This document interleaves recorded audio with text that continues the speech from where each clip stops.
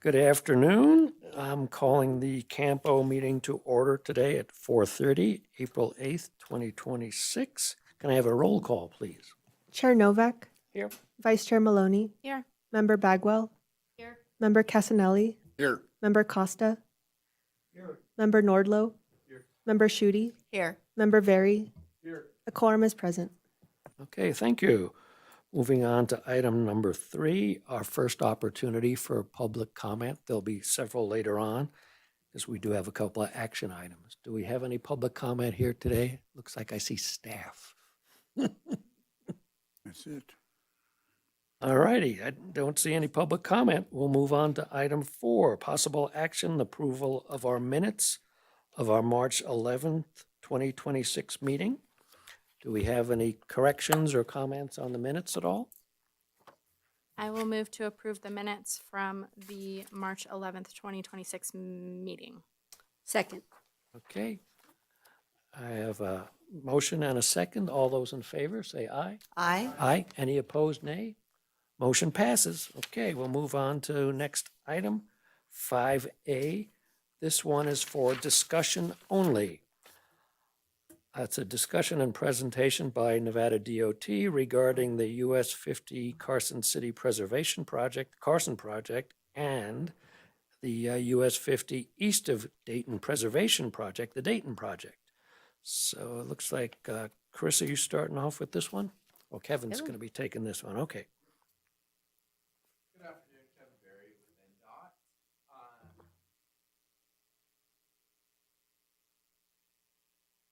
Come on, there you got it. Dongle's working. Today, I'm going to give you guys a presentation on both preservation projects that are planned for coming out of NDOT. One being the US 50 Carson project, and then the second being the Dayton Preservation Project. I feel like I'm doing this wrong. Okay.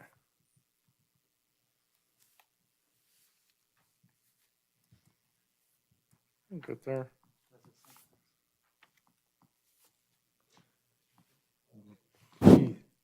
Sorry, guys. You're okay. The dongle brought it up. No. They don't touch the dongle after Okay. that. And then down.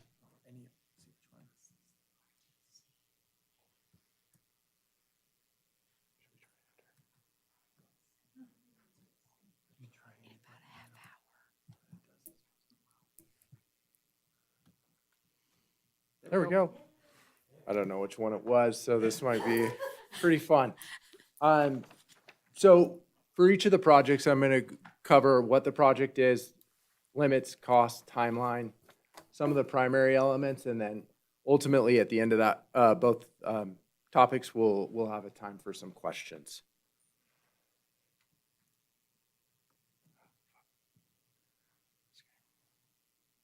Oh, my God.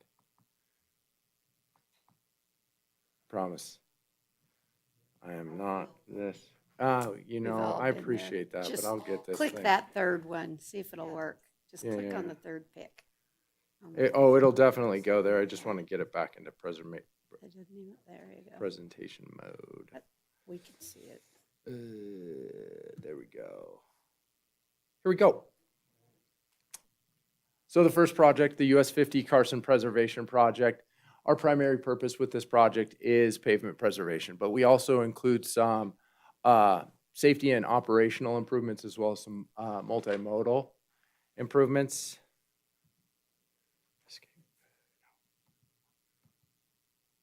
As you can see from this slide, you can see the limits of our project.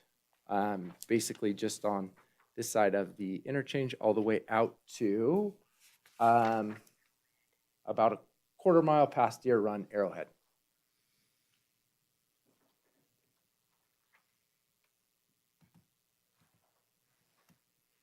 Now I'm getting it. Wait, hold on. I have to back up one slide. Previous.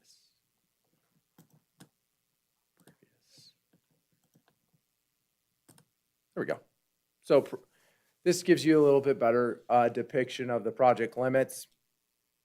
The project partners, NDOT and CAMPO. CAMPO is included in this as well.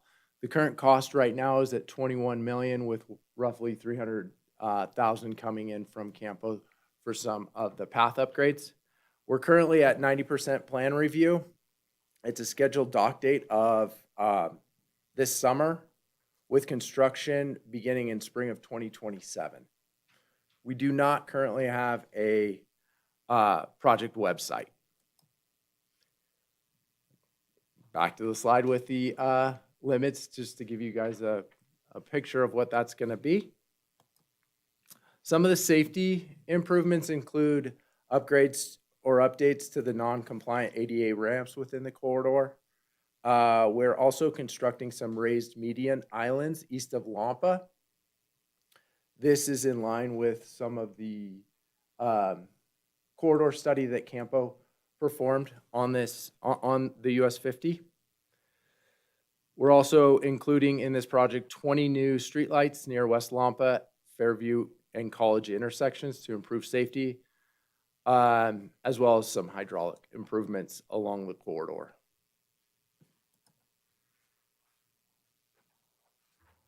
Again, it's primarily a preservation project, 2.2 2.75 inch mill and fill to help with the reliability of the pavement. We're doing some roadbed modifications as well. This is a little outside of my purview, but I'm going to do my best. This will help strengthen the foundational layers of the roadway to help handle some of the high traffic volumes and prevent rutting. Adding cement and compacting these add additional final layer of dense grade, extending the life of the roadway.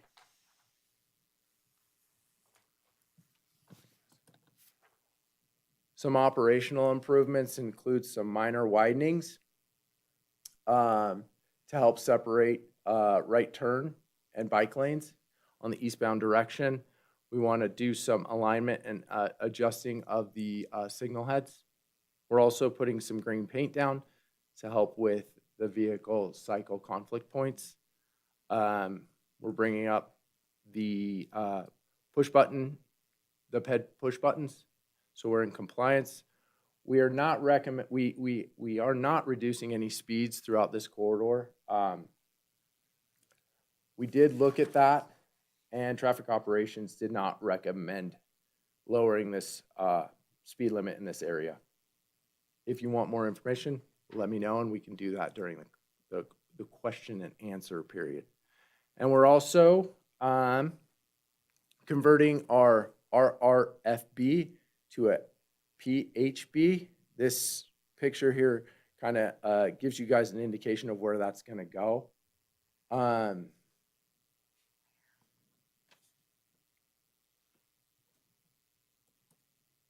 then on to the next project. So again, our primary purpose here is pavement preservation, but we all are also including some access control along with other safety and operational improvements. Limits are from Fortune to Bryce Shavs. I hope I'm saying that correctly. Road, I'll show you a map on the next slide. Currently, we're at 37 million. We're at 100% plan review, which is happening this month, and then a dock date in May. The construction timeline will be fall of 26, early spring of 27, to spring of 27. This may move a little bit, but we do have a website for this project, and that's available in your packet. So this gives you an indication of where this preservation project is going to exist. And then, of course, we included the cross streets just to give better reference.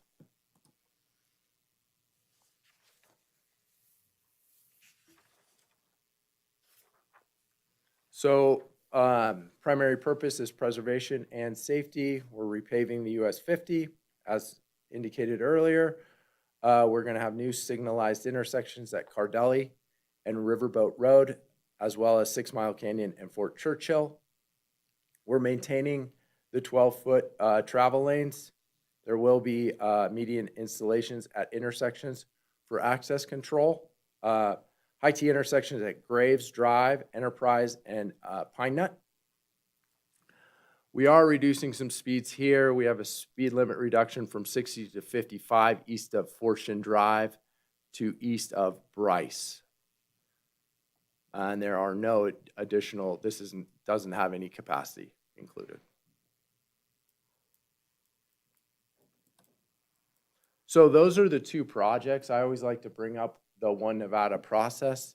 By introducing those two projects, this really helps us kind of understand what we're trying to do as a department to be a lot more proactive with the projects we're pushing forward and funding.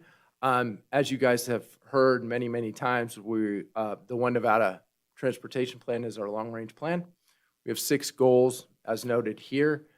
Those 6 goals help the department drive which projects are going to prioritize and ultimately get funded. The process really is looking at long-range needs, validating those needs, ultimately compiling all those needs into a database so that we can then start understanding what sort of improvements we need to make within certain corridors. Once those projects are prioritized, they ultimately end up in our 4-year STIP and annual work program to then receive funding and ultimately get constructed. This helps illustrate sort of the process in a real world situation with, we have a CAMPO study. It was the US 50 corridor study. Those provided a number of recommendations. We reviewed those recommendations. We started developing a concept that included some safety needs, some operational needs, and ultimately those pavement needs. Once that was packaged together, we started looking at how we can get this to a refined project. It then became the US 50 Dayton and/or US 50 Carson project, and that is where it sits now, ultimately ready for obligation to then be in a stance for construction. So with that, that ends my presentation. If you guys have any questions, I'm here to help answer any of those. Well, good. So the East William Street project will finish first, then you'll jump over to Dayton, and then the following year, you'll come back and do 50. So that's pretty much the schedule that we have here. Okay. Right. Well, good. Any other questions, John? Thank you, Chairman. Yeah, I do have one question. I'm a little concerned on the US 50 Dayton project. We were originally told spring of 26. The website for the project right now says summer of '26, and now you're saying fall of '26. And I get calls daily regarding the need for those traffic signals out there. And we've been telling them, promising them this year. And so, I mean, thank you for the presentation. I'm glad it's coming, but it looks like we've been delayed yet again. Yeah, you're reading that correctly. I can't answer why that might have been delayed. One thing I can say that's certain is that with a dock date in May, those funds are obligated towards this project. I'm not really sure what created those delays, but I can ultimately talk to the project manager and then provide Chris a report on what did trigger those delays, and we can either come back here and explain those delays, or Chris can then provide you some justification. I know you're getting a lot of calls, and I feel your pain on that. So anything I can do to help answer those questions or justify those issues that we're having with getting this project out, I'm more than willing to help with.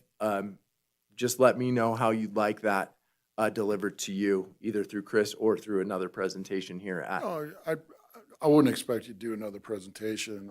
Like I say, I appreciate the presentation and the materials. I need to have something to go back to my constituents and explain why we're, again, getting pushed, no pun intended, but down the road. Right. But yeah, I mean, if you forward something to Chris and he send that over to me or whatever, I mean, it's just something that I can explain to my constituents what the cause of that delay would be greatly appreciated. Yep, and I will get that to you Monday. Yes. Thank you. Good. Any other questions or comments from the group here? Sure. Thanks for the presentation. On the Carson City project, were there any recommendations from the needs study that were not incorporated into the project? And can we discuss those a little bit? I know these needs projects are kind of long-term, everything that we would need, and I know that, we try to scale them. Did it come down to a money issue, or what sorts of things did we not cover in this for future? That's a really good question. Yeah, there are a number of recommendations that came out of that study that aren't getting incorporated into this preservation project. It is a funding situation. It's a timing issue. A lot of these preservation projects look pretty simple, but they do take time to develop. A lot of those recommendations might have required additional right-of-way that we weren't ready to ultimately start, I guess, grabbing, for lack of a better term. So it's a timing issue. And One Nevada, and I'm not trying to lean back into something that we're not talking about today, but One Nevada should really help alleviate some of that. Are we going to be able to do everything that a corridor study recommends? Probably not, because of the fiscal constraints we're under. But ultimately, One Nevada will help us understand those needs a lot sooner, so that as projects get developed, we have a much better understanding of that readiness component. If this project was at 60% design when we started getting some of these recommendations in, which is at no fault of CAMPO, NDOT planning, or the designer, it's just at that time we were already moving with a preservation project. It's hard to incorporate them in late into that design, but we do have, we are trying to be a lot more proactive with One Nevada. We understand the needs. We're creating a database, that's geo-referenced, so that as we start looking at, primary purpose, preservation, and safety, once we start looking at that, we can start saying, okay, what can we add in here without creating, a $7 million project going to 21 million and then ultimately going to 50. How do we right size it for what our financial constraints are first, but then also meeting the need of those communities, ultimately meeting the timing of when we'd like that delivered.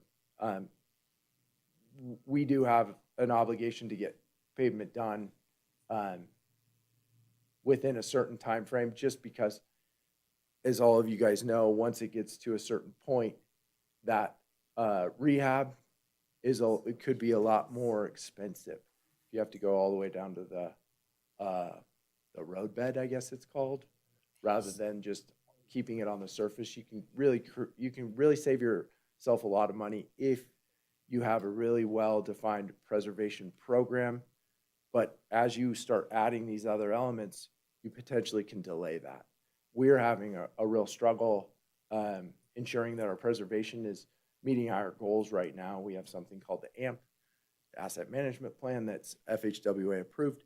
And in there, we basically tell the feds what we're going to do and at what maintenance level we're going to keep our roads at. So it's a balance, but One Nevada should help us understand that a little sooner so that we understand those needs, dust them off, and can really incorporate them into the next project that's coming along in a corridor. Heard. Thank you. Can I ask one more question? You mentioned the signal improvements on the Carson City study. The signals over at airport have been something that's been discussed for a really long time. We've had a couple of pedestrian fatalities there. Can you speak to the signal improvements that are going in specifically at airport? Are you prepared to do that? I do not have that information available in detail. This is where the PM would be really helpful. Oh, perfect. I appreciate you. Yeah. Chris Martinovich, Transportation Manager. We've been working with Dennis Faulkner, who's NDOT's project manager on the Carson City side for this project.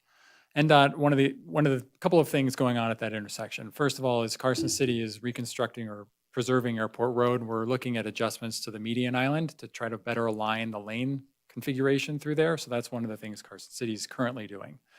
On the NDOT side, they're planning on putting a median island, essentially a pork chop island at the corner, at the northeast corner next to the Dairy Queen, to shorten some of the pedestrian crossing of that particular leg. So that'll provide a little bit more enhanced safety for pedestrians.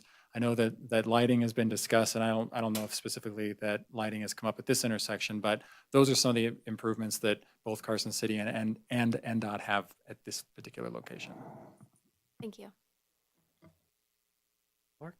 Yes, I wanted to thank you very much for the presentation and letting us know what's going on there. It does have a lot of interest in that neighborhood because it is frequently traveled for that. I noticed that Carson is going to be providing the $300,000 for pathway improvements. Do you have any information on where those pathways are? Are they along 50 or? Yeah, I'm assuming they are along 50. I don't have a ton of detail, but thankfully Chris does. Thank you, Mr. Costa. Chris Martinovich, Transportation Manager. The multi-use path to be preserved, reconstructed, both of those, is on the north side of US 50, beginning at Airport Road and running as far east as potentially Deer Run Road if our money goes that far. So we're reconstructing portions, we're doing preservation of other portions, and just trying to make some ADA compliance at some of those intersections as well. And we're using carbon reduction funds that are apportioned to NDOT through CAMPO or portioned to CAMPO through NDOT for the 50,000 to 200,000 population bucket. And one of the eligible uses of carbon reduction funds is multi-use path preservation.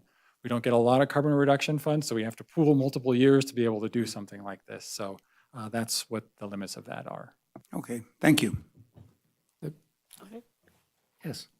I noticed in the presentation, you talked about green paint for the bicycle lanes or whatever.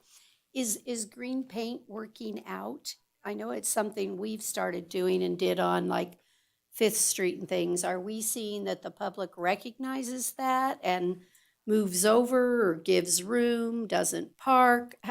Are we seeing that as effective? I don't have any stats in front of me on the effectiveness of the green paint. I think that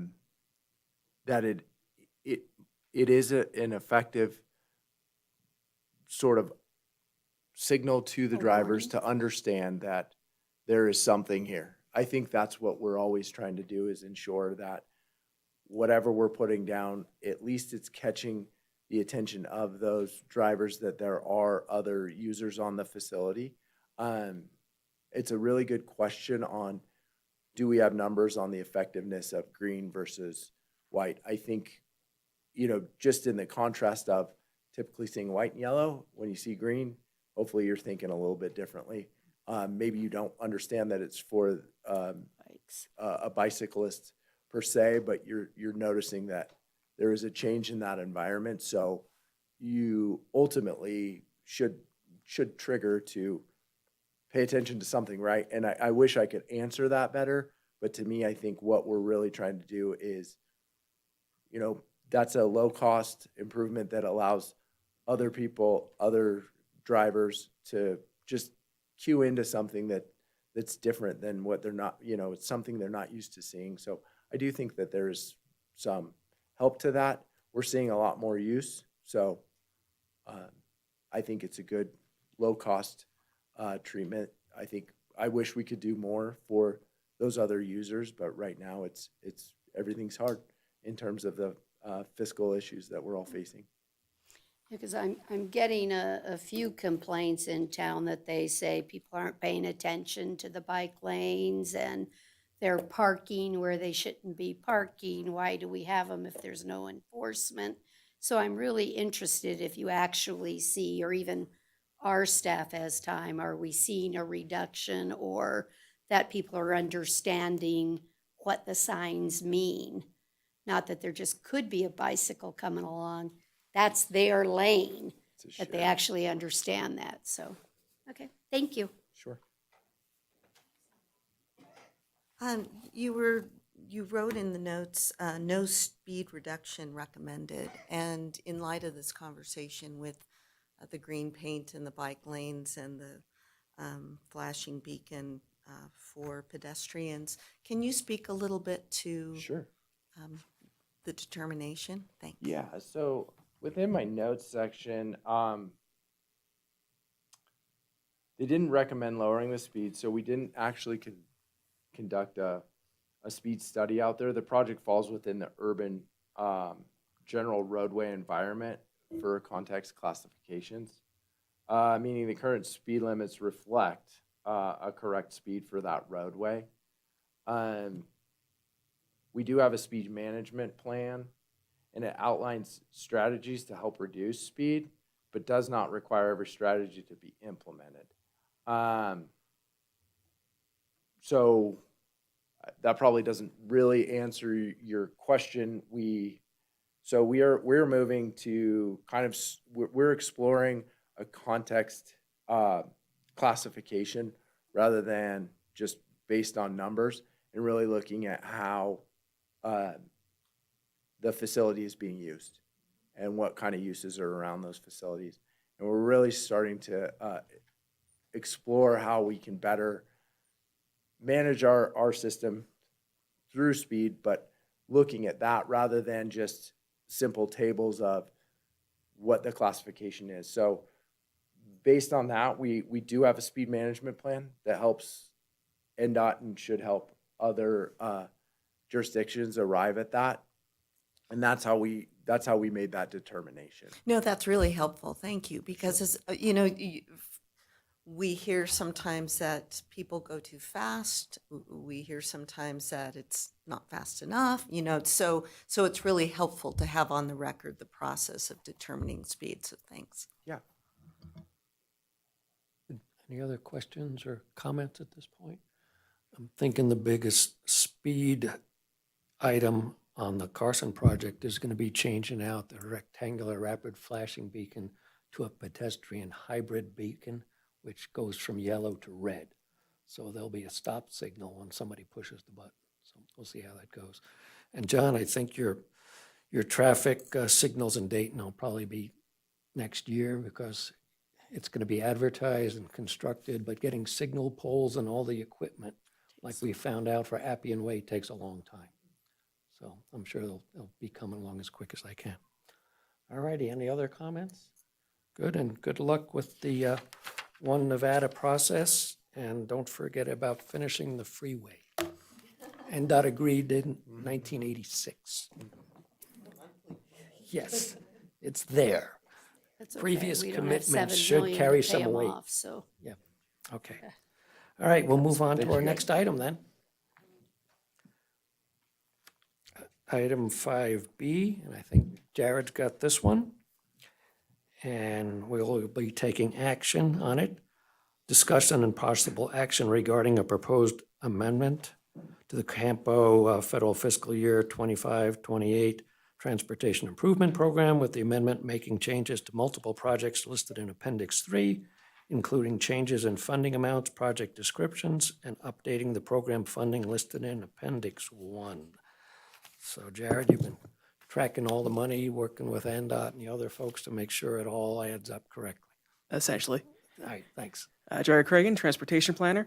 The Campo Transportation Improvement Program for the federal fiscal year 2025 to 2028 is a federally required prioritized list of fiscally constrained projects.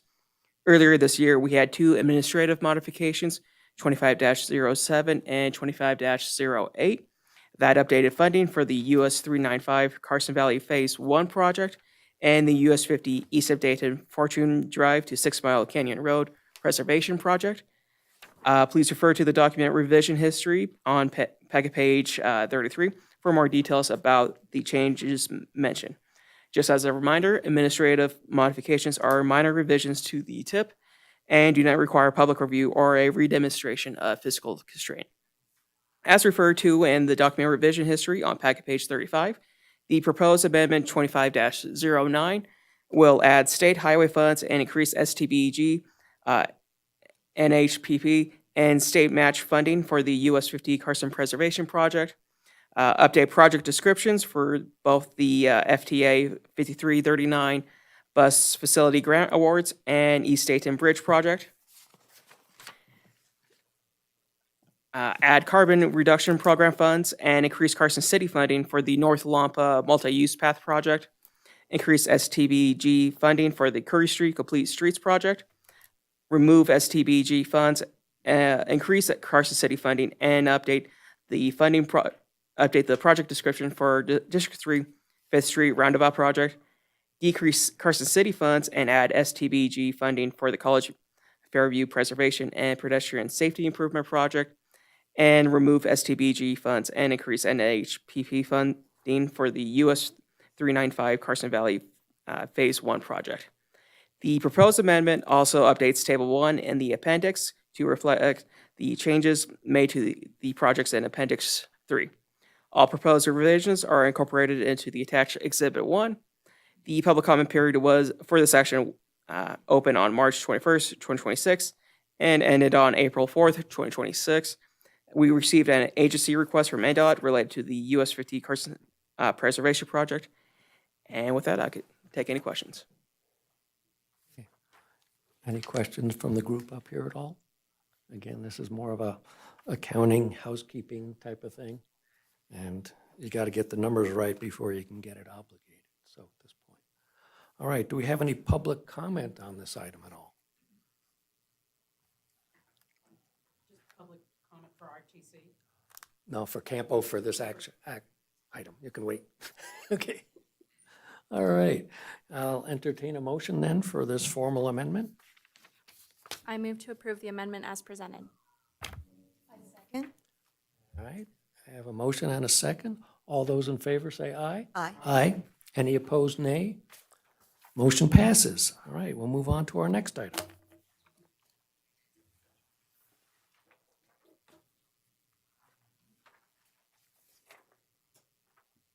Okay, this is another one for possible action, item 5C.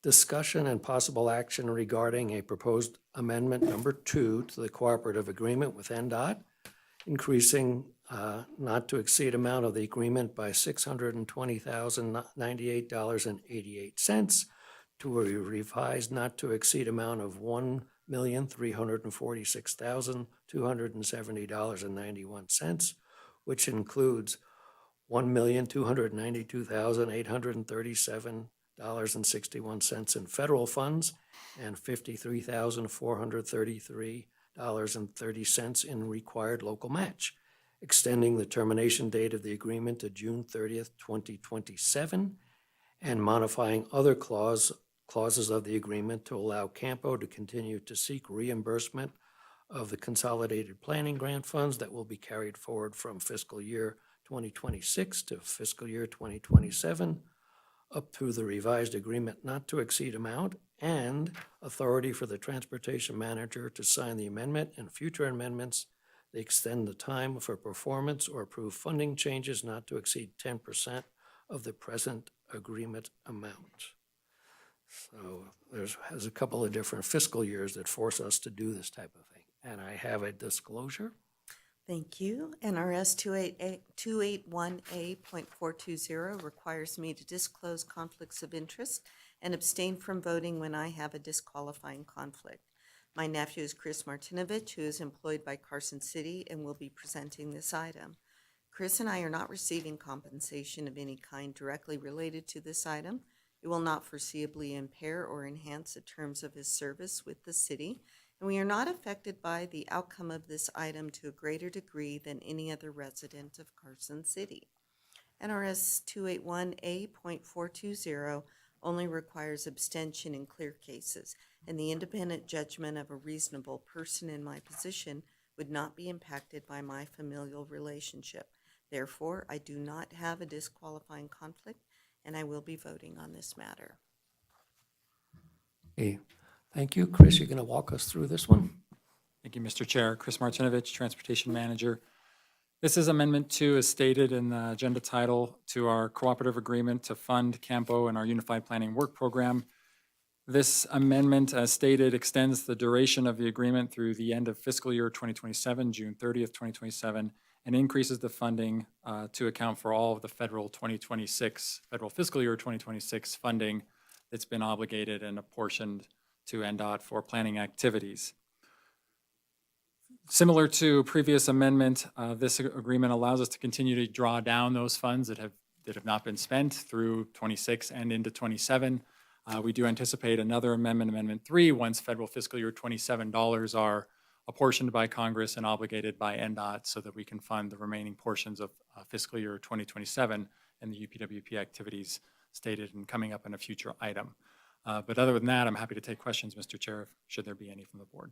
Okay, any of the group have any other questions? It's something we go through pretty much annually due to the different fiscal years. I still have a Okay. question. Sure. I think it's always important to try to understand why some of these grant of federal dollars take so long to expend. So this is really like 2-year-old money, right? Because we already did the first amendment to give us another year. Now we're doing a second amendment to give us another year. So when we have a planning document, I'm just trying to get my arms wrapped around why we can't expend them within the year. Why do they carry over so long?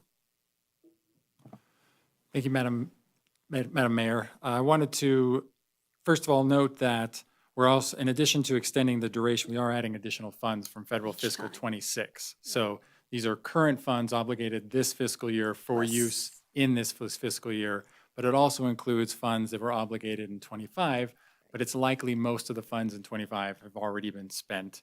And so now we're starting to draw for CAMPO on 26 funds as we are currently in fiscal year 26. So the reason there's carry forward is because for a number of reasons. One, we've had a carry forward in CAMPO for a number of years due to staffing shortages in the past, due to additional obligations that we received that we didn't plan for in the UPWP. And so we've built up a little bit of a carry forward over the years. And so because of that, we're still continuing to draw that down. Ultimately, our goal is to be aligned better with the fiscal years, our fiscal year, federal fiscal year, and the fiscal year, the money we're actually spending and drawing down. That's our plan long term. It's going to take a little time to get on that same alignment with everything. And the feds, it's no issue because they'll give It's no you issue. 3-4 years to expend dollars. I just think it's important that the public understands that just because it's labeled federal fiscal year 25, it doesn't mean that they won't let us spend it all the way through like 28, which is, it just speaks to why road projects and planning projects sometimes feels like they delay, but the biggest issue for me is they become more expensive. And I think that's why I want to stress the need to try and get them as close to their years as you can, so that we get more bang for the buck. I guess that's the issue for me, right? Because you get to do less the next year and you get to do less the year after that. So, but thank you for that explanation. I appreciate it. Good. Just a little history. Once upon a time, the federal fiscal year did end June 30th. And Congress figured, well, we're not going to make it, so let's extend it. September 30th. And they still don't approve things effective October 1st, which makes, all this planning very difficult. So you're better off having some carryover than not. So, seeing no other comments, any public comment on this one at all? Okay, I will entertain a motion then. I'll do it. I move to approve the amendment as presented to authorize the transportation manager to sign the amendment, as well as future amendments that extend the time for performance or approve funding changes not to exceed 10% of the present agreement amount. Second it. I have a motion and a second. All those in favor say aye. Aye. Any opposed, nay? Motion passes. All right, move on to our.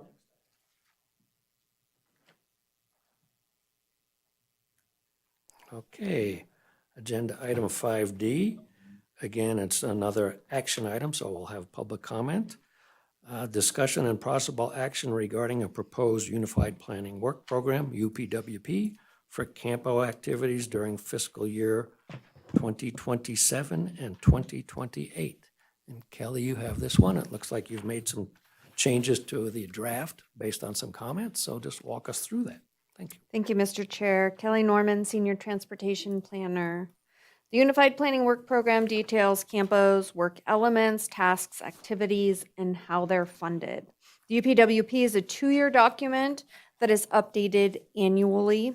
This UPWP covers fiscal years 2027 and 2028. CAMPO's public participation plan requires a 30-day public notice for the UPWP. The 30-day public notice began March 4th and ended April 3rd. A legal ad went out on Saturday, March 7th in the local papers as well.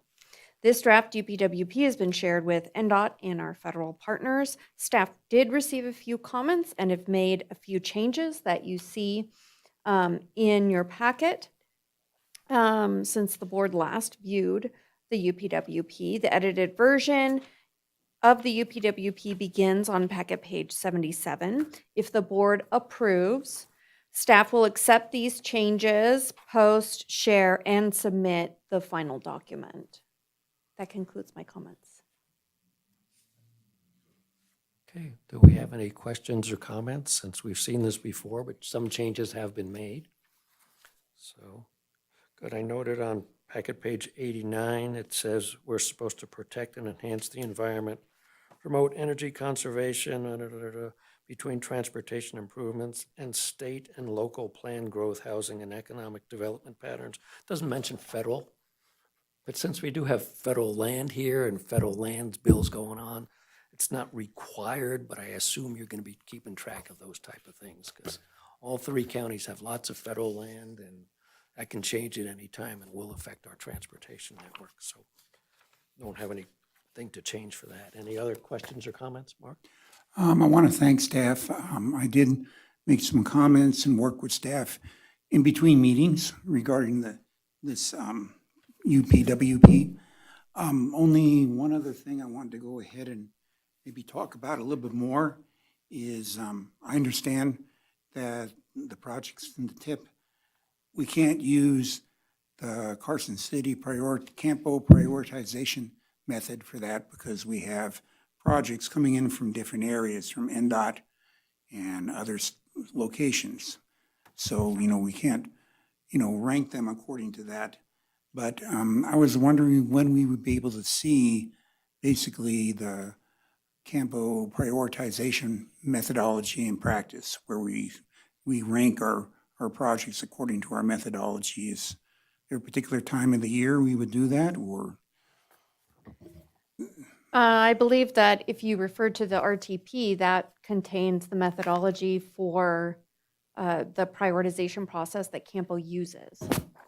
That was in the Yeah, RTP. exactly. But when do you use it? Or when do you do the prioritization? We prioritize the list to put into the RTP. Okay. When we will do it again, it may be at the TIP adoption, which I think is later this year. That will be a process in which we go through all of the projects again and see which ones have been obligated, which ones have deprioritized, or which ones have become prioritized. That would be a logical time to do that. And that information would be presented to the board here, or we would be able to have a chance to take a look at that. Yeah. Okay. Staff will bring forward the new TIP Okay, later this year in the fall. all right. Thank you. Good. Any other questions from the group? All right, any public comment on this item as well? Okay, seeing none, I will entertain a motion. I move to approve the CAMPO fiscal year 2027-2028 Unified Planning Work Program as presented. Second. All right, I have a motion and a second. All those in favor say aye. Aye. Any opposed, nay? Motion passes. All right. We're on to agenda item 5E for possible action, discussion and possible action regarding a recommendation to the Carson City Board of Supervisors concerning the fiscal year 2027 budget for the CAMPO Fund. And I see we have One more. one more. I Okay. know it, sorry. NRS 281A.420 requires me to disclose conflicts of interest and abstain from voting when I have a disqualifying conflict. My nephew is Chris Martinovich, who is employed by Carson City and will be presenting this item. Chris and I are not receiving compensation of any kind directly related to this item. It will not foreseeably impair or enhance the terms of his service with the city, and we are not affected by the outcome of this item to a greater degree than any other resident of Carson City. NRS 281A.420 only requires abstention in clear cases, and the independent judgment of a reasonable person in my position would not be impacted by my familial relationship. Therefore, I do not have a disqualifying conflict and will be voting on this matter. Okay. Chris, you're going to walk us through this one. It's our tentative budget. It winds up going to the Board of Supervisors. Yes, thank you, Mr. Chair. Chris Martinovich, Transportation Manager. I just want to take a moment to explain the table beginning on packet page 120, which is the Exhibit 1 of this particular staff report item. This is the budget worksheet that the city's financial division department puts together for all of the funds in Carson City, which includes the CAMPO Fund, or which is also known as the 245 CAMPO Fund. Looking at the table, the upper section there is the revenue section, ending with total revenues. These are the revenues we receive from various grants, primarily federal dollars for CAMPO Fund. The bottom portion of the table are the expenditures and the different line items associated with those expenditures. When we look at the columns, there's a number of columns here, including the account descriptions and the actuals from prior years. I'll point your attention over to the right side of the page, the 2027 budget. That's what we're here to discuss today on this particular agenda item. The top line is the federal grants. Those are our consolidated planning grant funds. These are our federal highways, federal transit funds that come through NDOT as an agreement similar to the one we approved earlier tonight. This number, $335, is our estimation for federal dollars, and that aligns with our Unified Planning Work Program outlined on the previous agenda item on packet page 117, the funding table there. Those are the federal dollars. As you know, CAMPO and federal dollars require a 5% local match. So the local match is listed in the following line items for Douglas County, Lyon County, and Regional Transportation Fund. And the amounts listed there, $2,715 for Douglas County, $3,300 $3,227 for Lyon County, $11,690 for Carson City in the Regional Transportation Fund. Those dollars combined with the $335 are the total of the UPWP approved in the prior item. The expenditures comes out of one line item for 27, CAMPO grants. Other items in this budget include other agreements that are completed or in place, including the East Dayton Bridge, as well as the completed US 50 East Carson Complete Streets agreement. With that, I know our Chief Financial Officer, Sherry Russell Benaboo, is here. Should there be any specific questions on that? But I'll turn it back to you, Mr. Chair. Okay. Do we have any questions or comments? I know you two get to look at it again, but any early returns? I think it's just important, again, for public information. You can see in the FY '27, which is what we're talking about, everything looks like, 380,000. But again, what really happens is you look back over the actuals in the other years of 24, 25, and even our reestimate for 26. Other grants or other things come during the year. And so those require budget augmentations that we pick up.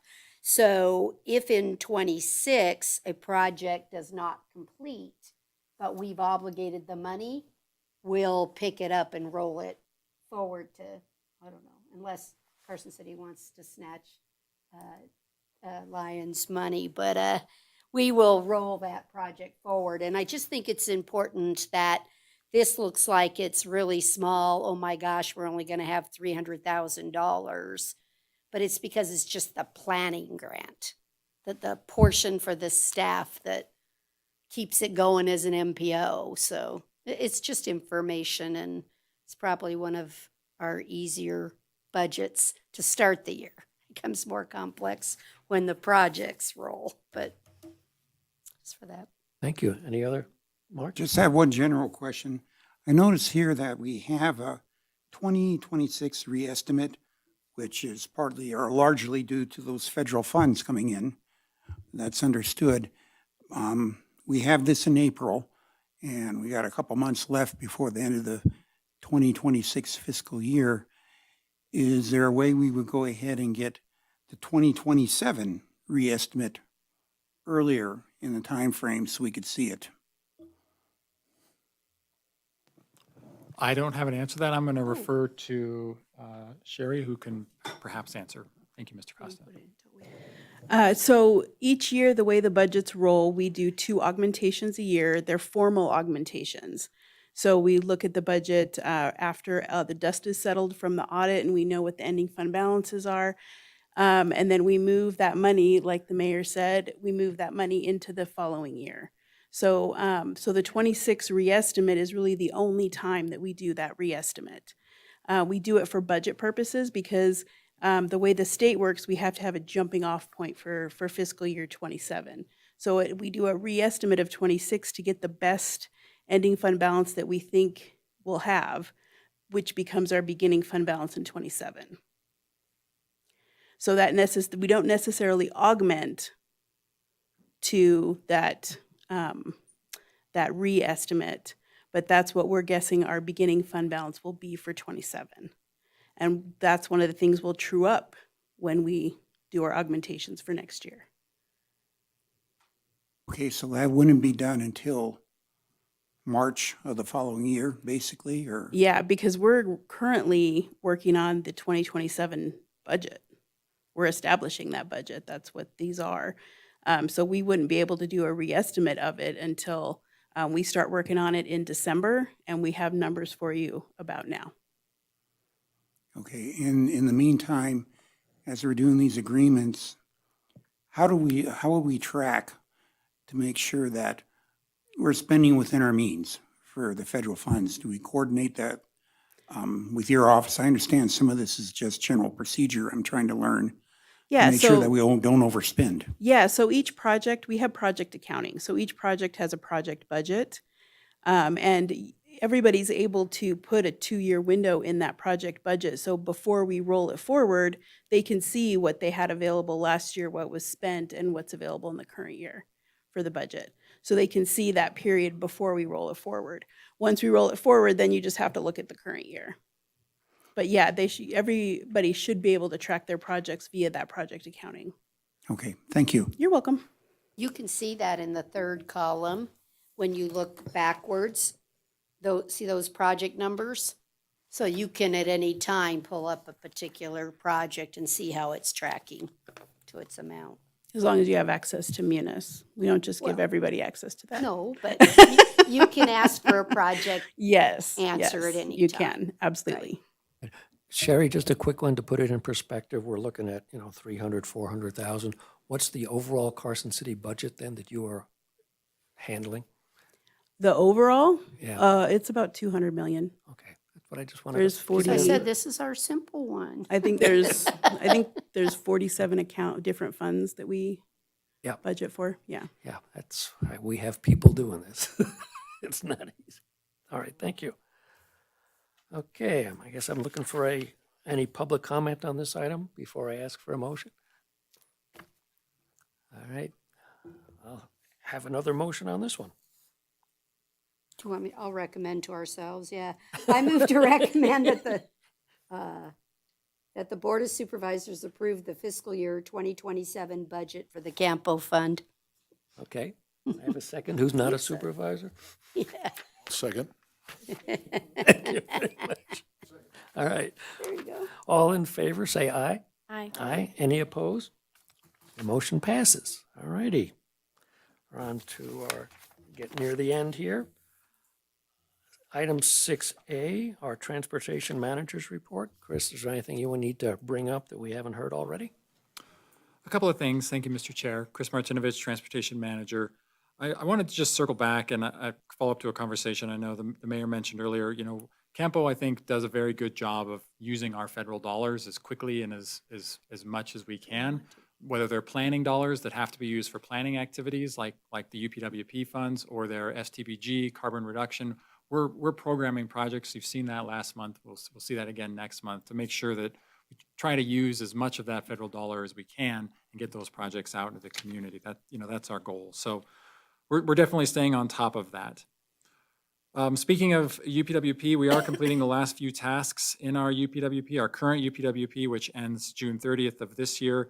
The next one for the next 2 years was just approved, and so we'll start on those tasks beginning in July. There are some carry-on tasks like North Carson Street and some other items that we'll continue to do, but we are finishing up those items, and you'll get a report on the previous UPWP, typically in September of each year, as to how we spent on our budget and what the activities we did. That comes as a report to this board in September.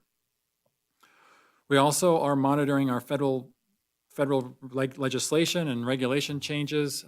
Latest is probably a continuing resolution on the current transportation bill. There was optimism earlier in the year. I think that optimism is gone. So potentially a continuing resolution. That would be, I think, the best case scenario right now for at least a period of time under the current transportation legislation, so that we can have $27 to obligate for planning activities and road projects and so forth. With that concludes my comments, but I'm happy to take questions, Mr. Chair. Thank you. Okay, any questions for Chris under this item? Okay. All right, moving on to item 6B, our NDOT report. Kevin, do you have anything to share with us this month? The board meeting, our next board meeting will be May 11th. That's all I have really to offer today for an update. Ready? Okay. Next item, item 6C. Any other comments from the board, status reports, or any other items we want to share at this point? Okay. And our last item is our second general public comment opportunity for CAMPO. Okay, seeing none, it's about 5:27. I will call this meeting to end, and how soon for RTC? 5 minutes. 5 minutes, all right. Okay.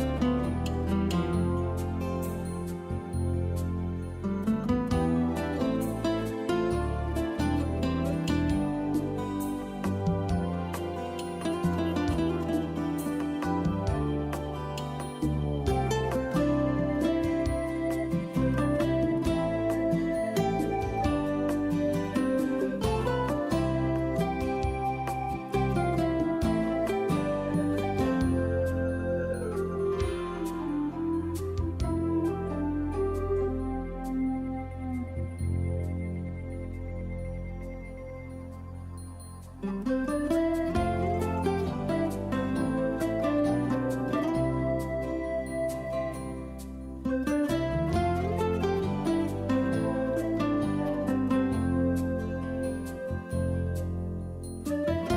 I have a roll call, please? Chair Bagwell, Here. Vice Chair Shudi, Here. Commissioner Costa, Here. Commissioner Maloney, Commissioner Novak. Here. A quorum is present. Thank you so much. We're now on to opening public comment, and we have some today. Come on up and you'll push the button. It'll turn green around the, green it is. Go sit down. State your name and then go ahead and give us your comments. All right.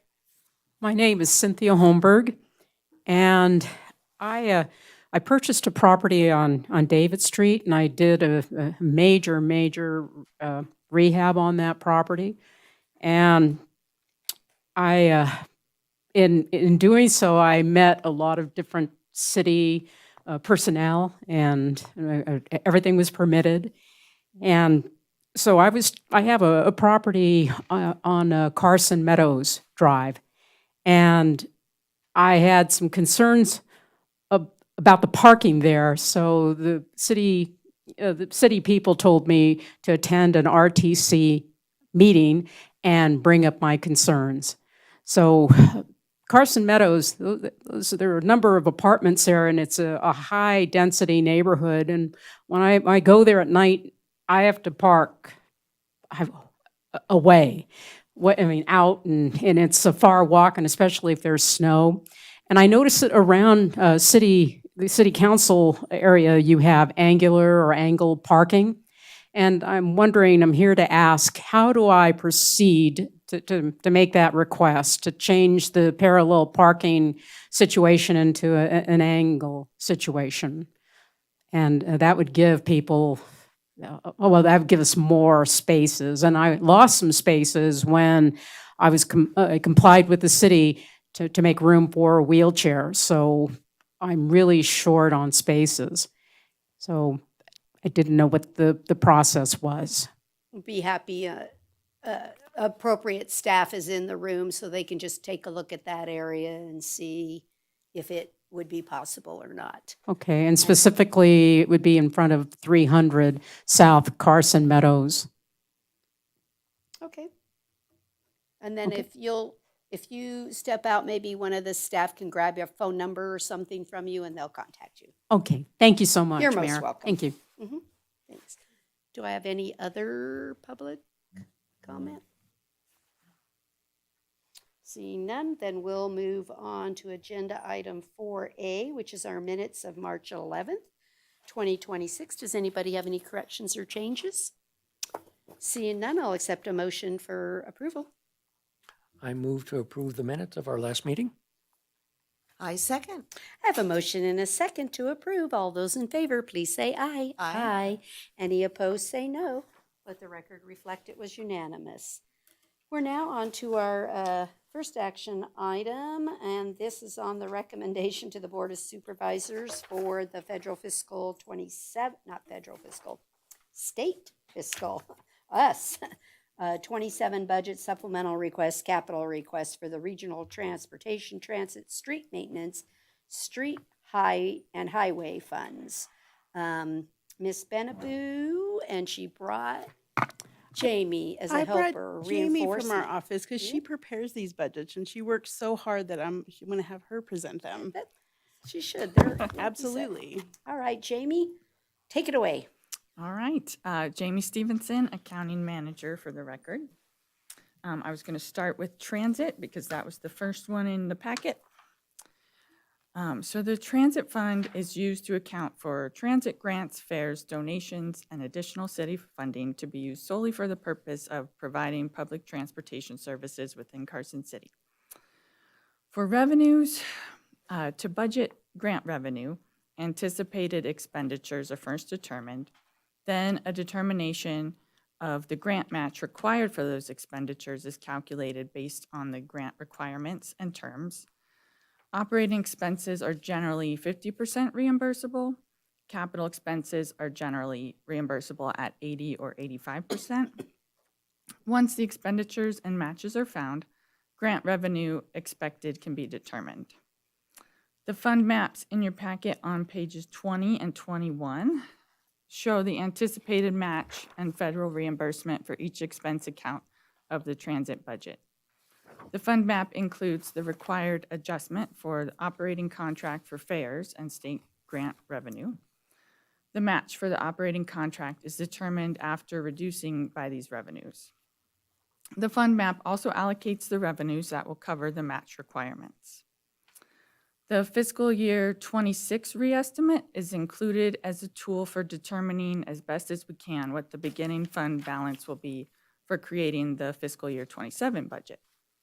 It is estimated that $246,204 will remain available in the fund to use towards fiscal year 27 expenditures. Fare revenues were estimated based on prior year data. An increase of 3% was included in the budget for the transfer from the general fund. The amount budgeted for advertising was provided to me by our transportation manager, Chris Martinovich. For expenses, we have salaries and benefits budgeted to increase $3,462 for our contractual employee increases and our expected benefit increases. Services and supplies are budgeted to decrease $9,726 because of lower internal service charges for fleet maintenance. Our planned capital expenditures are $450,000. This is for vehicle replacements and sidewalk and bus stop upgrades.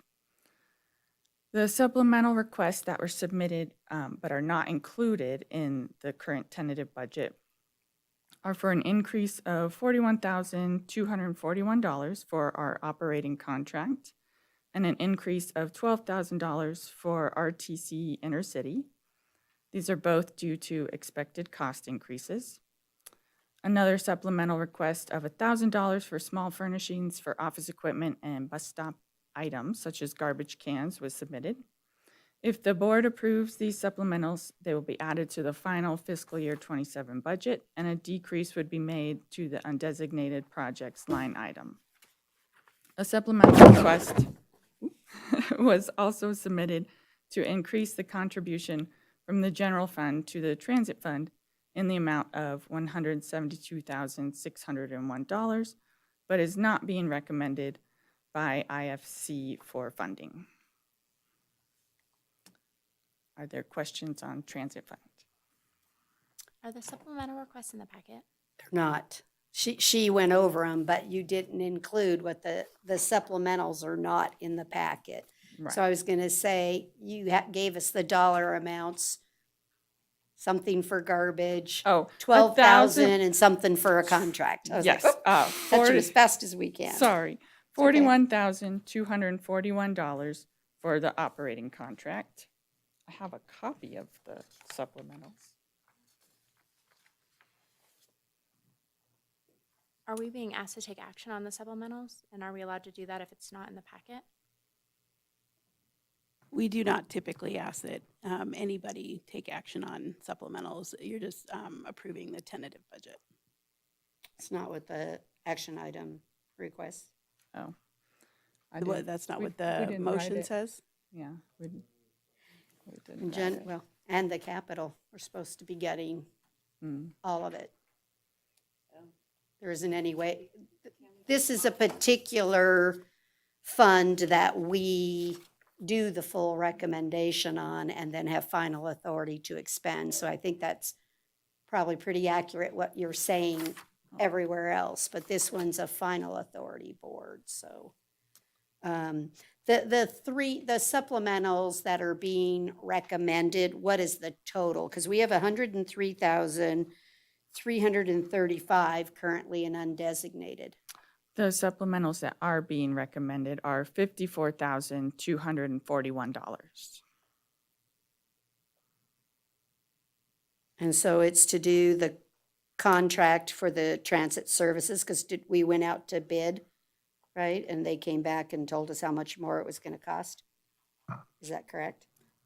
I think Or it's for we're- the drivers, so they have a That's- bigger increase in their Yeah, contract. that's our contract. Yeah. for doing, and then you said another one for 12,000. The RTC Inner City That's with with RTC Washoe. Washoe. Mhm. And why is that one increasing? It says to reflect more actual costs. If you look at the year, or the fiscal year 25, you can see that has been coming in higher than we've had budgeted. Can we get, I mean, can we make copies right now? Sure. Is there a copy machine? I think we can, and then we can add them to the site, I believe, after the meeting. Madam Chair, Yes. I was just going to clarify that the supplementals are contained within the action item in the agenda title. So it is okay for this board to take action on those supplementals today. I was going to recommend making copies and providing them to the board as late materials and then uploading them Right. later for Perfect. We do not have the capital items with us today.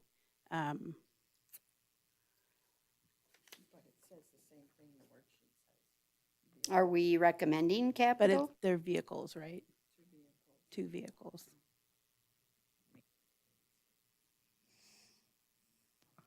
Yes, we are recommending the capital. With what dollars? Because that we have to have a match. It's small, but That one's already in the budget worksheet, the capital. that's what I was gonna say. Yes. Which right? is. Yes. What page is that on? You guys have totally lost me. I'm sorry.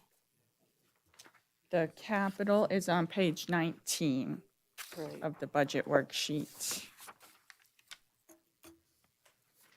We have has he got a key to open up for the copier? Or you can go online to the packet thing and send it over to the printer. Either one. Oh, it's not in the packet, so that's not gonna work. I don't think Eric's still there.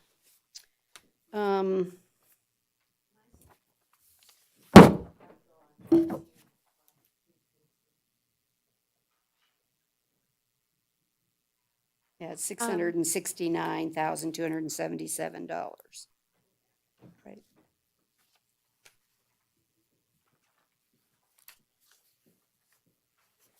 Darren saved it today. Okay. Yay, Darren. He's gonna try. So on RTC, if you look on packet page 18 and go like 1, 2, 3, 4, 5, 6 from the bottom of that one, you see the RTC Inner City. So we've already been paying, is that a billing method on that one that just is how many riders we have? Or how do we get actually, how do we expense that? It's not a interlocal contract or anything of that nature? It's a, Madam Chair, the intercity agreement is an agreement with RTC Washoe, and it's based on how many miles are in Carson City compared to how many miles are in Washoe County, and they bill us whatever their rates are in accordance with our current agreement with RTC Washoe. so the miles aren't changing, the rate The per rates is mile is, changing. if they're Correct. based on the fuel prices or All things of those that same things that we nature. experience with Jump Around Carson. So we've known for years that we've been short budgeting that. I mean, it's 89,000 in fiscal 24, actual 87,000.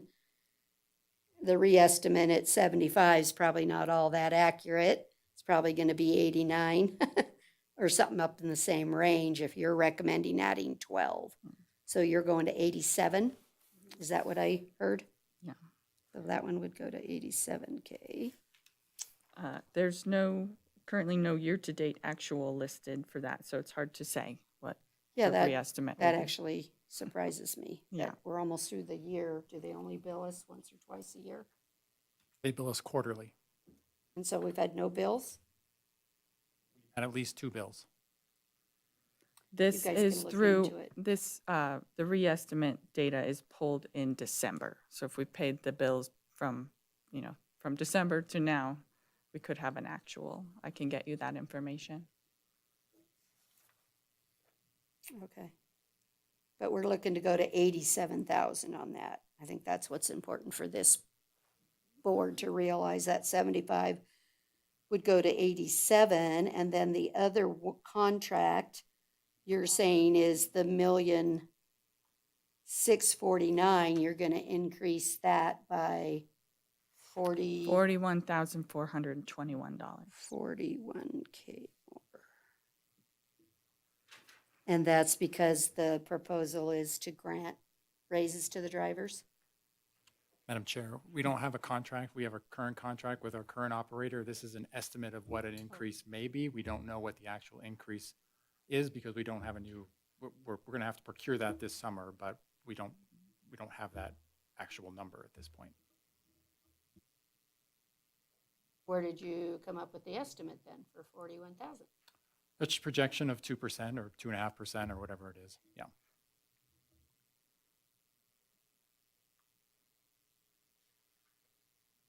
Which won't leave, I guess what I'm getting to is I just want to warn everyone, so that's why I was asking. We have 102 in undesignated. We're gonna clip out 41, 51, 55, 54. something. He took my sheet. but 54. 55-ish, close Yeah. enough, close enough for accounting. We're gonna take about 55,000, so that'll leave us only about 47,000 in the undesignated. So there's 219, In 277 in undesignated. undesignated. Oh, If you look in the 27 budget column. Yes, I thought I page was 21. just looking at something else too.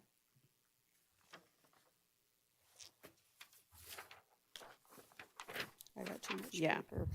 It's the same, 219, 277. Okay, because I'm looking. Oh, I see. No, I took your fund map and your undesignated's 103, 335, but I think it's just the spread. On page 21 on the fund map. Well, that's probably partially federal grant and Yeah, partially that's- Yeah, match. that's what I said. We It's, estimated yeah. it to Which be it would be used for 50/50 for these operating, yeah. expenses. right, I can take half of that too. Mhm. Sorry, can we go back to the supplementals? We talked about the 12,000 intercity and the 41,241 operating. At the beginning, there was discussion of trash cans. What was the other line item? There's $1,000 that they want to increase the small furnishings line items to purchase office equipment and items for bus stops. And the example they gave was such as garbage cans.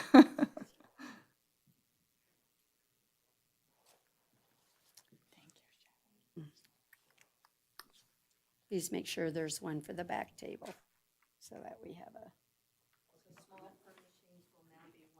1,000. We each just get one, and I'll be happy to give mine to the secretary, because we have to put one on the back table, just in case we have someone in the. Thank you.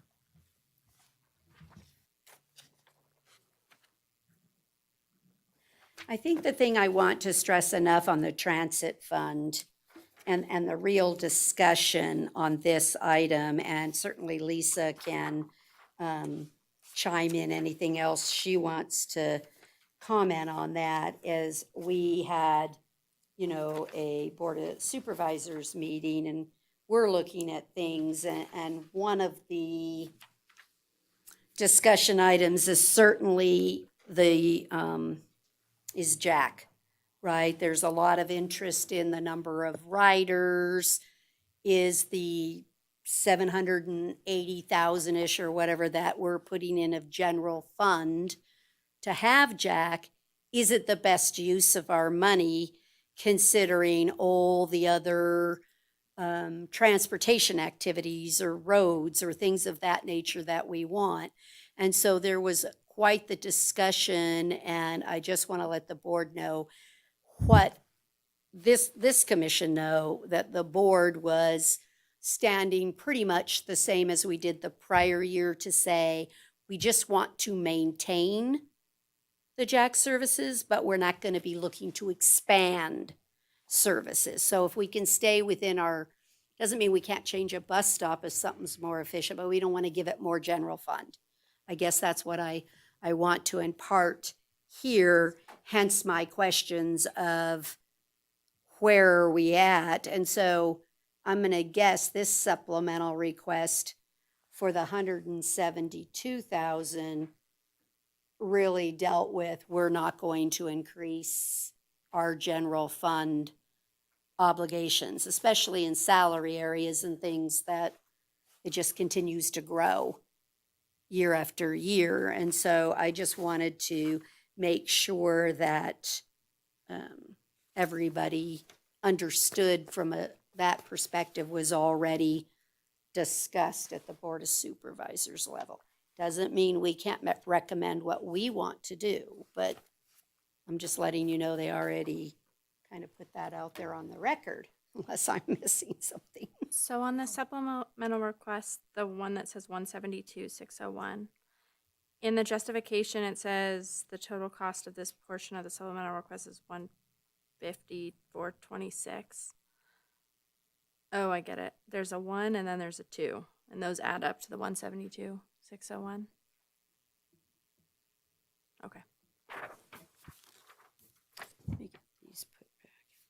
I'm sorry, I had a question. So we're talking about increasing our match by 172,601, which is being used for salaries. And we're not recommending that. We're not recommending that. Right, and I just wanted to tell you what's driving that recommendation of a no. Because, we have concerns, we've been looking at the transit plan, and we see that ridership has been declining steadily by a significant amount, and yet we're looking at spending more money. But to understand, if I understand correctly, we have the 3 other categories totaling 54,241. And that's being funded by the The undesignated. undesignated? Okay. All right. Which, Another factor in not approving that 179 was that we had the money. We did the mapping and we knew that we had undesignated. And so there wasn't a need for it. The city had almost $5 million in supplemental requests, and we only had $1.7 million to spend. So, something's got to give. So if it already had the money that's an undesignated, that was cut.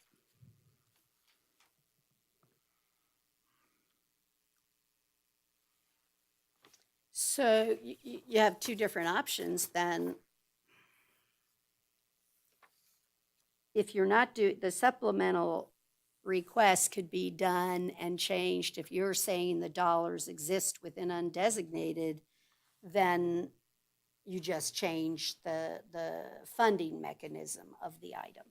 Instead of it being a transfer in of additional general fund, we could transfer it from the undesignated line item and roll it up into a specific line. Right, so that's really the discussion point. So I think on this particular budget, unless I'm missing something, is to really read this one to determine what we think of this request. I'm telling you up front, the odds of just getting more general fund is probably pretty much no. But do you want to utilize undesignated dollars for this activity or be concerned? I'm always concerned when anything has salary attached to anything. I'm sorry, we just got these, so I'm just trying to digest. Oh, yeah. I'm not seeing anything in here that talks about salaries of city staff, and so I'm confused why we're talking about salaries. Because it says that the line is, where are they gonna put it? It wants a match and not salaries? What are we doing on this one? It's 2 different items. Okay. Both of them say salaries, but we don't pay contractor salaries out of salaries. We pay them out of the operating contract. So can you help us understand why it says salaries? Well, what is it that we're doing? This is yours, Chris. Why don't you tell us what the objective of the transit account was for this request for 172,000? Happy to explain. Thank you. Yeah, Madam. let's go that way. We did First of literally all- just get it. First of Sorry. all, notice that the supplemental requests are put in months ahead of time before we have the budget. So this supplemental request was put in February prior to us having understanding of where we would be at the end of fiscal year 26. So when we did the initial estimate of taking all the dollars of all the expenditures that we know we have for Jack, running that through the fund map, running that through the match calculations, and programming that out, we saw a deficit of $172,000. And so a supplemental request was created to fund the basic services of transit. When we get information from finance, we can go through the fund map exercise, re-estimate 26, what are we spending, what are we not spending, how does that compare to match, what have we received in federal dollars, apply all that math, all that calculation, and when it came out in the end, we no longer needed this 172,000 supplemental request. We had additional funding estimated at the end of fiscal year 26 in the amount listed in the fund map. And so supplemental request really isn't needed, even if the board doesn't want to recommend it, it really isn't needed to fund our operations in 27. So my recommendation is to not even consider that, and the text in there is months old compared to what's been provided in the past. Gosh, that was easy on us. Yeah. That was easy on us. Yay, we don't need that one. Okay. Related to the other supplemental requests, I will clarify the forms for everybody. If you look in the table portion of the forms, there's a section 1 that says personnel services. That's for salaries, other pay, worker benefits, group insurance, Medicare. That section is separate from the section 2, services and supplies. So when you fill out this form, it is somewhat confusing to use, but we're not talking about service supplies. We're not talking about personnel. We're talking about services and supplies. And so when we look at these forms and we look at these items, we're talking about the second part there with operating contract, RTC intercity, and small furnishings. Operating contract is really, as I indicated, a 2.5% increase, an estimation by me, honestly, of what we could see this coming year. We don't know what we're going to see. We're going to procure in May and this summer, and we'll have a contract in front of you later this year, and we'll see what our contract is. We've made it very clear to those who are interested in proposing on transit that we have cost fiscal concerns, and we need to resolve that. And so we're being very open with people who are interested in bidding on transit what our constraints are. RTC intercity, as I mentioned, that is an item related to what RTC Washoe charges Carson City, Jump Around Carson, for the RTC intercity services. Through our coordinated human services plan, we are looking at ways to streamline that. If we're charged on a per mile basis, does RTC intercity need to drive as much as they are in Carson City, or are they duplicating service that Jack already provides? Can we look at that? We are looking at that through the Transit Development Coordinated Human Services Plan. But right now, we don't have that plan in place. Next year, we're probably not going to have that implemented. So we're estimating to true up this based on actual costs. There's the $12,000. And lastly, on the small furnishings front, many other funds in the city have a small furnishings account. This is really intended for, and I know it's a little bit incorrect, and I'll take that one on for, it's not really intended for bus stop garbage cans and cigarette bins. We have another line item that covers that. This is for just internal small furnishings like garbage cans for the office, staplers, a chair, things that we use in our office supply that we can start tracking like other funds separate from operating expenses of transit. So we have an office, we have costs associated with that office. I thought if we had $1,000, we could start tracking some of those basic office costs separate from operating costs like buying things for the buses, buying fare media, buying cleaning supplies, things that we need to actually run the service. So that's the reason for that. If this board doesn't want to do that, I'm totally fine with that. Those costs will come out of the operating expenses line item, which has a budget of operating supplies $15,000 in 2026 and 2027. So if that's not approved, that's where that dollar. Is that where you've been buying it from? And you Correct. really just, but you can establish a different accounting stream if Sure. you want tracking purposes at any You time. can by- budget transfer. Right. Yeah, but it's Just- easy for us to budget and account for it in a separate line item now rather than trying to go back and forth through budget transfers and emails and things like that. So that was the request, but certainly we can do other methods. Wanna do But I think that transfers, concludes my but- comments. I just want to give Chris props because the contract services line item has been more accurate than it has in years. I did a quick estimate today of what I expect to see as of June 30th, and it looks like about $1,633,000. So that's only 15,000 less than what he budgeted, which is pretty incredible. He's doing a great job with that. Yeah. Mayor, can I make a comment? You can. Thanks for the explanation. Thanks for talking slow to me. I apparently need it tonight, so I'm grateful. I will say historically, the small furnishings line did have money back like in 2017. The Jack office used to be in the Public Works corporate yard. We moved it to the new building, and there was a period of time where I said, we just bought all new furnishings, we're not buying anymore, and we stopped using that line. So it makes sense 8 years later, you might need a new chair. So I'm totally fine with these requests. I think the carry forward is reasonable. It's a good use. So I'm good on all this. Thank you. So anybody else have a question on RTC? I mean, on transit? Just transit. Okay. Let's move to Fund 250, Regional Transportation Commission. That's next on our packet.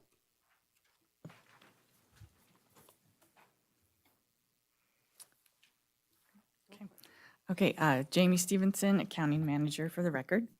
The RTC Regional Transportation Commission Fund is used to account for the 9 cent per gallon county fuel tax to be used for the purpose of street and highway construction.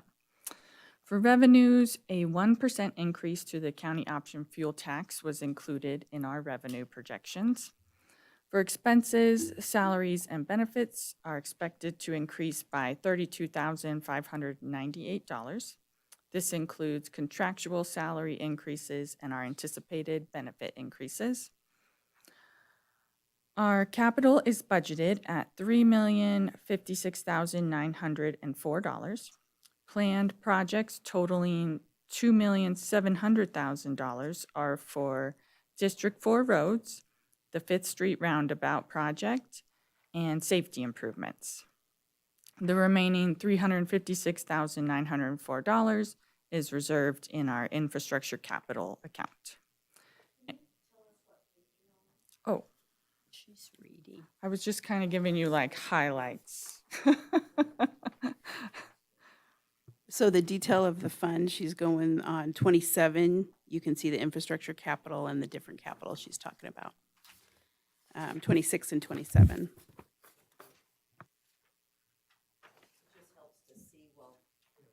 Yes. Oh, and good news, no supplemental requests were submitted for the Regional Transportation Fund. And that's all I have for that. And so the District 4 projects, where it says project pending there on page 26 of $2,450,000, we'll be looking to pick those next month, right? That one coming to us in May? That is correct. We will be doing District 4 local and regional road projects in May. Right. So that'll be our newbie money, right? Does anyone have any questions on this? Go ahead. I had a question. Okay, we're on the Regional Transportation Commission. We have intergovernmental funds, $788,304 proposed. What fund is that, or what specifically, what money is that? So all of our intergovernmental revenues are grants. Okay, these are all grants. Yes. And these are federal grants, or? Yes. So, well, it could be federal, it could be state, it could be local, it could be pass-through dollars from the state as well. Okay. So interlocal just means it's pass-through dollars. It could be funding from Douglas County. It could be, yeah, that's all of our, local revenue. Mr. Costa, if I may. You can. Yep. Sherry's right. The intergovernmental includes, in this case, our Safe Routes to School program, but this line item also includes the 5-cent diesel tax, which is not a grant. It is actual revenue from our diesel gallon sold. So I just wanted to clarify that on the record, that it is more than just our federal. Right, that's passed through from the state. Okay, 500, and it's on page 24. It breaks it down if you want to know which ones are fitting in there. You can see the individual line items better than the rolled up version. The state has its own forms, but everything is rolled up. The line item detail we like because we want to see the individual. And just to be clear, District 4, we start reviewing that next month, Uh-huh. the planning? Okay. Mm-hmm. That's on our agenda for next month, so. Anyone else have any questions on this one, Yeah. Greg? I've got a question, because later on in RTC, under 6C, we look at fuel tax revenues, gallons of gasoline sold, diesel sold, sales tax items, and we've, heard that the state system is still, I don't know, having issues, problems, it's inconsistent. Does that affect anything that you're doing here? I sure as hell don't want these numbers to be matching these numbers right now. We are being very conservative with state revenues in this entire budget due to their new revenue system and what we're seeing. Okay, that's a politically correct answer for get your ass in gear, okay. Well, I want to say though, if you actually look at the gallons, it's pretty flat. So I think it's right to be conservative to say we're not going to see any big hooray, here comes a whole bunch of money. I think the only one that's really questionable is sales tax. That's the one that everybody's not so sure that last year's money was correct. I think that's more of the issue, but I think from budgeting standpoint, we're doing the best we can at just pretty much keeping it flat. Right, no, oh, thanks for being And maybe we'll get a conservative and half checking year everything. hooray and get some more money, right? Okay, Okay. no more on the Regional Transportation Commission. Okay, then let's go to the next fund, 253, which is our renamed V&T Special Infrastructure that's now our Streets and Highway Infrastructure for our local roads. Jamie? Thank you, Jamie Stevenson. The Streets and Highway Infrastructure Fund, as the mayor said, is been repurposed. It is used to account for the 0.125% sales tax revenue that was originally pledged for payment of principal and interest on bonds for the V&T historical bonds. But it is now the Street and Highway Infrastructure Fund as approved by the board on February 19th, 2026. The bonds are now paid in full, and the new purpose of the fund is to fund local road projects. Oh, okay, and then here, I'm going to confuse you again. So I discovered while I was preparing the presentation that between publishing for this meeting and what's going to the board next week, or on the 16th, there was a little change. So the totals are correct, but we need to change on your page 29 of the packet. Is the easiest place, I think, to see it. The capital outlay in the expenditure section should read for proposed 26-27 column, $2,566,828. And the ending fund balance should actually be $50,000. We ended up putting more towards capital and less towards fund balance because we realized we don't have to keep so much in that fund anymore because it has a Right. new purpose. We don't have to do the reserves for bond payments. We just didn't catch it before we put this out here. That's So, great. Another 500,000 yes. to the, so we'll make then a corresponding change To the worksheet. to the worksheet on Uh-huh. page 30. So total planned project capital is $2,566,828. And that is planned for District 4 road projects as well. Perfect. Okay, And there were no supplementals. just getting started. We can have a supplemental before we start, right? Does anybody have any questions? And again, we'll look to pick what those projects are next month. Anybody questions? Okay, then let's look at. So can I interrupt a second? I'm so sorry. Since you're going to be talking about projects at the next meeting, We are planning, there is undesignated in this fund as of today, 498,787. Plus there'll be some interest for 2026 that we're anticipating will roll forward. So I believe the plan is to try to spend $3.1 million next year, using those roll forward dollars plus the 2.5. Just for next month's planning purposes. But where is that undesignated amount? So the undesignated on your sheet is infrastructure capital. It reads 1.5 million. Now that was, when we did this, we pulled this in December. Since then, they've created their projects and moved that project revenue up. Yeah. So the balance in it today is 498,787. And there's no other projects that are approved, so we're anticipating rolling that forward, plus some interest savings, so there should be $3.1 million for projects for 27 when it all is said and done. Just so, I'd really like to see that lined out before next month when we're doing that. I don't want to approve a budget with 2.5 million, 666,828 and actually award 3.1 million in projects. I'll need to see it, a re-estimate number or something that you can put together if you're anticipating that we're actually going to award 3.1. We will review this budget with our project requests and I'll make sure they align. Thank you. Thank you. That's great news, though. It's getting better every time we keep talking. That's why we have these meetings. Yeah. Okay. We're making Any more money. questions on that one? All right. Okay, let's look at street maintenance, which is 256. All right, streets fund. Just a quick refresher for the public. The streets fund is used to account for the 0.25% retail sales and use tax, the 1 cent per gallon fuel tax approved by the voters in 1986, as well as the 3.6 and 1.75 cents per gallon fuel taxes.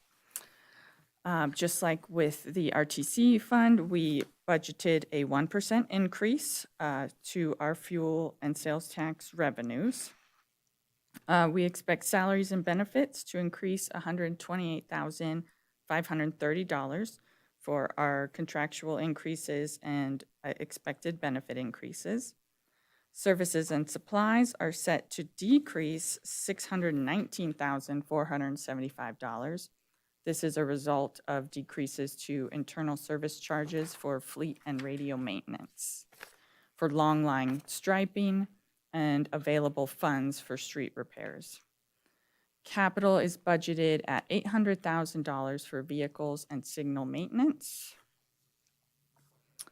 And when I work on the budget for the street fund, we make sure to budget $100,000 to remain in the fund. Then any additional funding is put in the street repairs line item. This year, there was only $9,583 left to put Got that pretty towards close. street repair budget. No supplementals were submitted for the streets fund. Why is fleet internal service so going down across the system? What's going on in fleet? I mean, it's not just here, can't- it's it's been- systematically, obviously, but why is Right. this going down so? yeah, it went down a little bit, but not, I don't think it was a 40,000. significant amount across citywide. Right. The biggest decrease for that is the long line striping line item. They reduced that budget. They had it higher for last year in '26. So the fleet didn't go down that large number that I read. I was listing out things that attributed to that decrease. But traffic signals is going up an estimate to 400,000, Let me look at the right one. right? So what are we doing in traffic signals that's different than what we've done? You can see on page 36, right? We're estimating to spend 22,827, and we're popping up to 400,000. So what are you anticipating in traffic signals? Darren Schultz, Public Works Director. There's a lot of work related to the signals that we've just been putting off and putting off and putting off because this funding is being pulled in so many different directions, so many different needs. But that division has spoken to us and said, we have got to do this now or we're going to be in jeopardy of not meeting federal requirements in some of our signals. So we put the money back there for this year and said, that is a priority. These other line items we'll do them as we have money available to it, but we have to prioritize the signals this year. Okay. Trying to find long line. Darren, can you speak to the long line at all? Yeah. I can.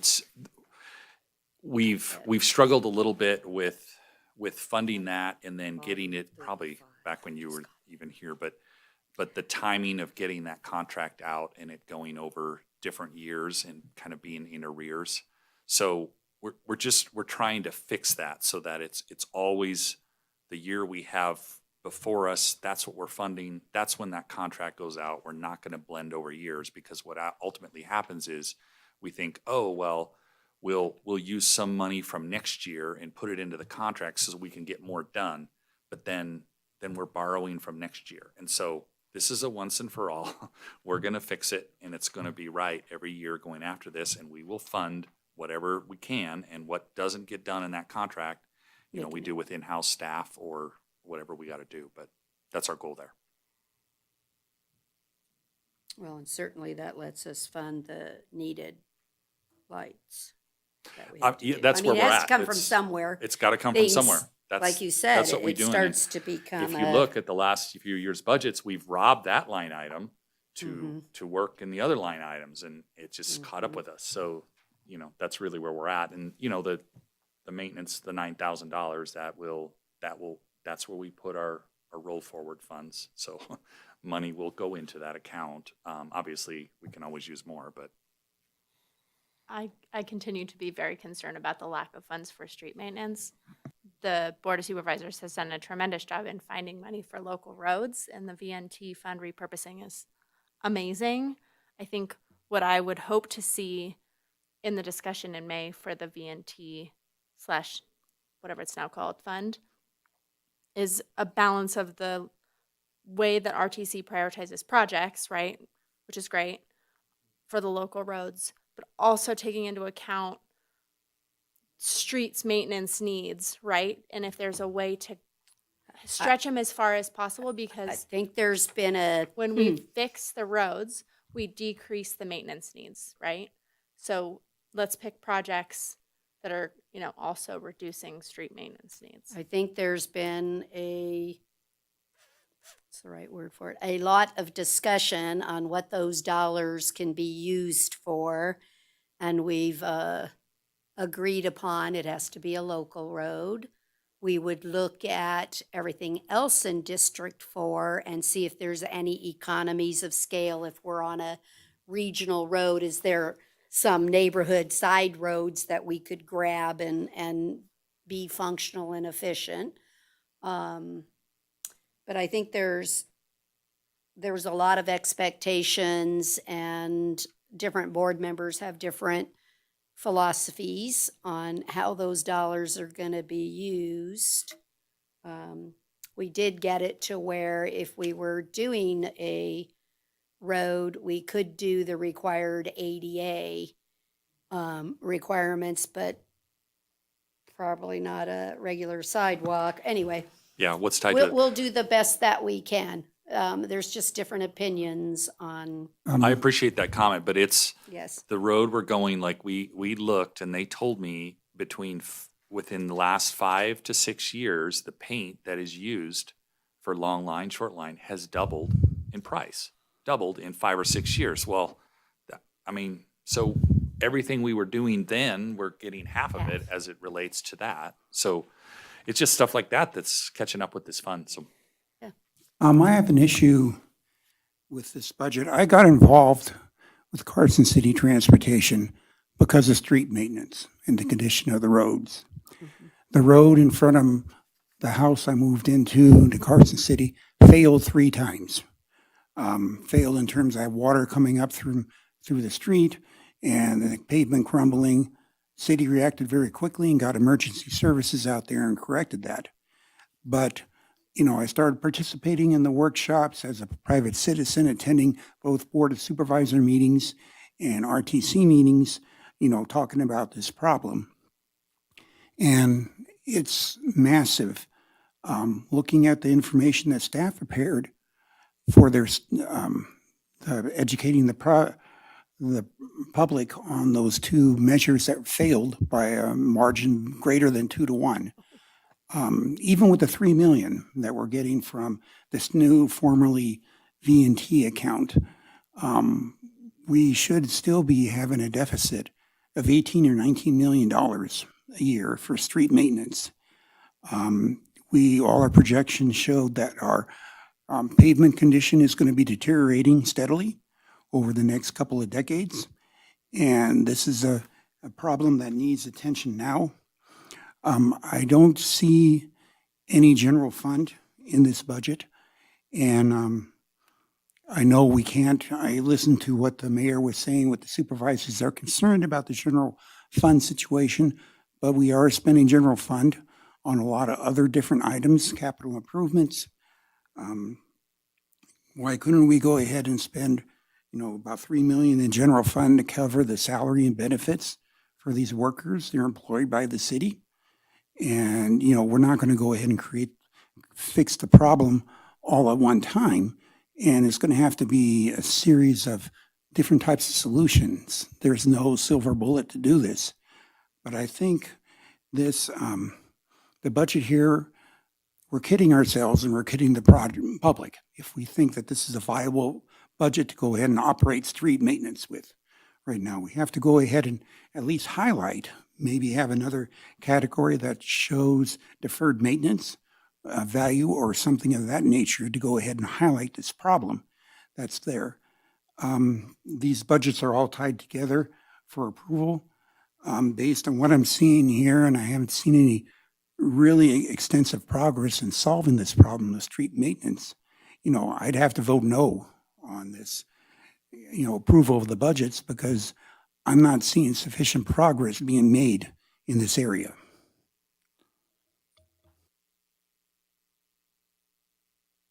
That's fine. Okay. Does anybody else have any questions or comments before I ask for public comment? One Great. comment, we didn't mention it yet, but it looks like there's no new staffing. FTE stays the same. And I wanted to get that on the record as well. Correct. We're having very limited, it's not really within, I get what Mr. Costa is saying. He'd like to see some more money in these funds, so he's going to vote no because he doesn't think there's sufficient money. You only can get money from your existing pool if you don't bring in new revenue, if you don't bring something in, right? So to do what you're talking about and say, for instance, I'm going to fund the RTC staff out of general fund, it means I have to cut somebody else off and say, we're going to close the parks and get rid of all that staff so I can pay this $3 million. It comes only at a cost of eradicating other services that we provide. And I'm not saying that discussions maybe don't ever happen that says close a fire department, get rid of the graveyard shift for the police And department. we're also talking about entering negotiations for a new city hall. At the same time that, we're having problems with this. The money may be not entirely the same, Right. but, floating a bond, why don't we float a bond to go ahead and do a massive upgrade on these roads? Because we're taking it out of a fund that has the ability to do that, which is redevelopment, that can't do this. And I know that's probably the most frustrating thing for the public is understanding buckets of money and laws and rules and regulations around those expenditures. And so while it looks like you're doing something over here, I can't take that money and I just can't, I haven't because seen it's the- regulated. I haven't seen the projected general fund budget for the upcoming year, but I looked at the one last year and I saw, I forget the number, $5 to $8 million of general fund used for various types of capital improvements elsewhere. So I know that that money is used for capital improvements elsewhere. But that would be like saying, I'm never going to fix a roof. So you're right. We usually, I don't know how much we have in this year's So that you're doing. currently we have You're right. $26 million in deferred maintenance on our facilities. Right. Exactly, I saw that too. So if we don't fix those, then we have nowhere to put employees. Because So we So have we have here, to fix everything. yeah, we have here really a crisis where we don't have the money to maintain our roads and other types of buildings, and it's catching up with us right now. Just a point of clarification, we have used redevelopment funds on the transportation system downtown in the past. on a few of Right. the, It has to be in the redevelopment It is an district, eligible though. use within the in district. Within redevelopment, the which is district, what right. we've been teaming up and doing on any of the corridor that fits within. And we've tried, and we also sometimes Roop Street, Curry Street, whenever we can, but I can't go down Fifth Street and hit it. I can't use them there, but occasionally if a street fits, we put it in and try to utilize that, but it's just not fungible. I guess that's the way of, people look at the general fund amount and think we can just move anything anywhere we want, and we can't. We just can't do that. We do when we can. We took the bullet and said, I'm not going to get rid of that sales tax. I'm going to keep it going, and I'm going to repurpose it for the roads. Not everyone's really super happy about that either, because they thought the tax should go away when the expense went away of the bond. Well, the people that were here, I was at that meeting where that was approved, and the people that were here from the public, except for a couple, they almost all, including myself, approved that measure to go ahead and use the V&T money for local roads. So I think people, understand they're not entirely against that. And I understand about the different buckets of money. I built budgets for years for the state, and we had the same problem. But we need to go ahead and can't do things the same way as we've always done them. We have to come up with new ways to do that. That's why I've advocated looking at new technologies that may be lower expense. That won't solve the problem by itself, but it'll help. Member Maloney, I appreciate your comments, and I think that's good. Another idea to go ahead and explore. Well, we need to look at different ways, and just going on and creating budgets like this doesn't exist is not satisfactory.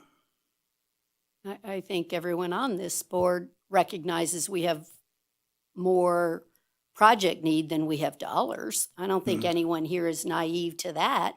Finance understands that as well. Right. I mean, But I can't create a budget that says, give me $18 million as a transfer from the general fund, and I don't care who you impact. No, We don't have that. No, I'm not ability here I'm to not do that. advocating that. Okay. I'm not advocating that. But there could be more reprioritization of funds to go ahead and get more money to repair roads. Otherwise, eventually, it may not matter anymore. We won't have the roads to get anywhere for anything else. You know that too. And there's some roads that are in a condition where they should be what they call rubbleized and, done away with because it's so bad that they'd have to be repaved. And that was part of the pavement condition report that the staff put together last fall. I think we told the public the truth, that there will be roads that could fail and you could lose the road. I think you're completely correct, but I think we told that to the public. I don't But think we're hiding anything. No, we need to keep telling them. Okay. That I agree with. Yeah. And I think you'll get some of that when we're looking at doing our prioritization next month. Again, you'll see, I'm just here's 10 million we need, we have maybe 3.1 million we can spend. So I'll have a $7 million shortfall just in, I'm using that as an example. And that's the way to address it, Right. which is why I asked Kelly that question about when are we going to do this? And when do we use a prioritization method to go ahead and see what we have? And that should be published for the public to see about what we're trying to do and why we are doing the projects that we're doing. We'll do that next month when we're It picking and looking. sounds and- good. Yeah, we'll do that next month. And I wish just as much as you did that I had another 10, $12 million, but I don't have it. I agree too. I think it's good to get the public's ear on this stuff because we've gone out to vote several times to increase the gas tax. It always fails. We're 80 cents behind Reno. I mean, I always buy my gas here because seriously, you. it's so No. much cheaper. It is 80 cents difference between Reno and here. It's amazing. So yeah, that's why we're struggling is we ask for a 5-cent increase and we can't get it to pass. So, I mean, we only have so much money to go around. So roads are going to suffer. Before we move on, we've kind of Mhm. talked about this. Chris, do we still have some STBG money to spend? There's a balance, and we were going to be talking about that in a future meeting. And if I remember right, you might be able to spend that on striping.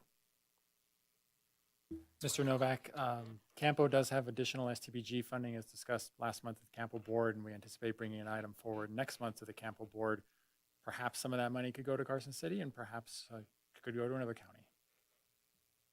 And just to kind of Have to compete.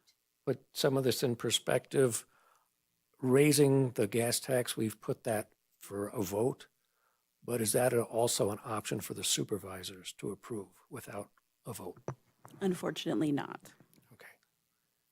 And the property tax, we could still raise that if we wanted to, a little bit? We could, every year I do talk to the board about raising the rate. And unfortunately, because of the abatement, the amount of actual Caps. revenue we bring in is less than 50,000. Okay, thank you for clarifying that. You're welcome. Anybody else? No? Excuse me, is there any public? Come on. Any public comment on this item? All right, I'll bring it back up here then. So we could take the motion as done with the correction on the record by Jamie for the extra 500,000 in the special, our new fund, right? I will make that motion. Okay. Do I have a second? I will second. I have a motion and a second. All those in favor, please say aye. Aye. All those opposed, please say no. No. The record reflect that was 4 yeses and 1 no. Thank you. We appreciate you as well as the discussion. That's important. And I'm sorry, I didn't no, mean nothing. to get angry at, financial people. I know you have not a horrible job, but a demanding job. A difficult Maybe job. horrible after talking to me, but, I appreciate the work that you did, and I didn't mean that as a slight against you. Absolutely not. And we understand your frustration. We really do. Makes sense. Okay, we're going to move on to agenda item 5B. This is discussion only, a presentation on how we're doing on our North Carson Complete Streets feasibility project. Miss Norman, give us some highlights. Thank you, Madam Chair. Kelly Norman, Senior Transportation Planner. Is this on? It is on. It is on. What'd Kevin do to you? Yeah, he was having difficulty. There was no doubt about that.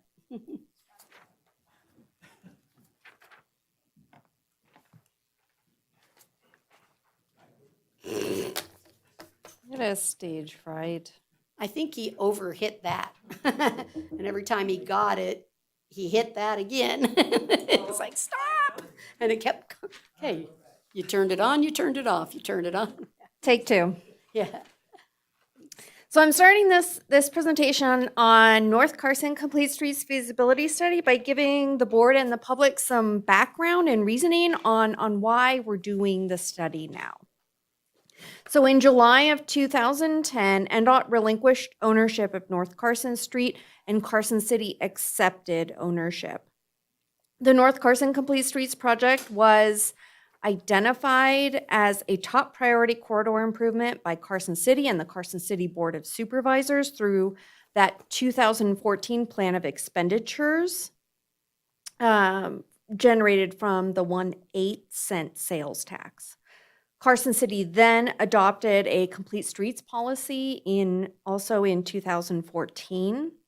The Carson City Master Plan has identified North Carson Street as this underutilized corridor with potential for mixed-use development, where access is inadequate for pedestrians. There's minimal bicycle facilities connecting the corridor. Traffic decreased in 2005 when I-580 was extended to William Street, shifting that traffic south of North Carson Street. The North Carson Street Complete Streets project is prioritized within the CAMPO 2050 Regional Transportation Plan. North Carson Complete Streets project will be the fourth of the 4 major complete street corridor improvements after downtown Carson, South Carson, East William Street. Curry Street was in there as well as a complete streets project. The North Carson Complete Streets project spans from Medical Parkway in the north, south, to East William Street, a 2.3-mile stretch of roadway, a very long stretch. The annual average daily traffic, or AADT, the latest that we can find is 2024 for North Carson Street, averaged 12,100 for vehicles, with an average of 174 pedestrians and 30 bicyclists per day. So next I'll take you through a timeline of what's been done so far, what we're doing now, and then some of the milestones coming up where the board and the public can provide feedback and insight into the feasibility study. So the kickoff meeting was last December. Since then, we have been sharing information and data with CA Group. CA Group's been working on the existing conditions, traffic analysis, and the public information plan. Carson City's been working on identifying utility and signal system needs throughout the corridor. Staff is also looking to meet with Parks, Rec, and Open Space to talk about landscaping needs along the corridor. Carson City and CA Group have been working on a survey and a comment map that's planned to be released April 20th, later this month. Staff is planning on a corridor walk April 29th.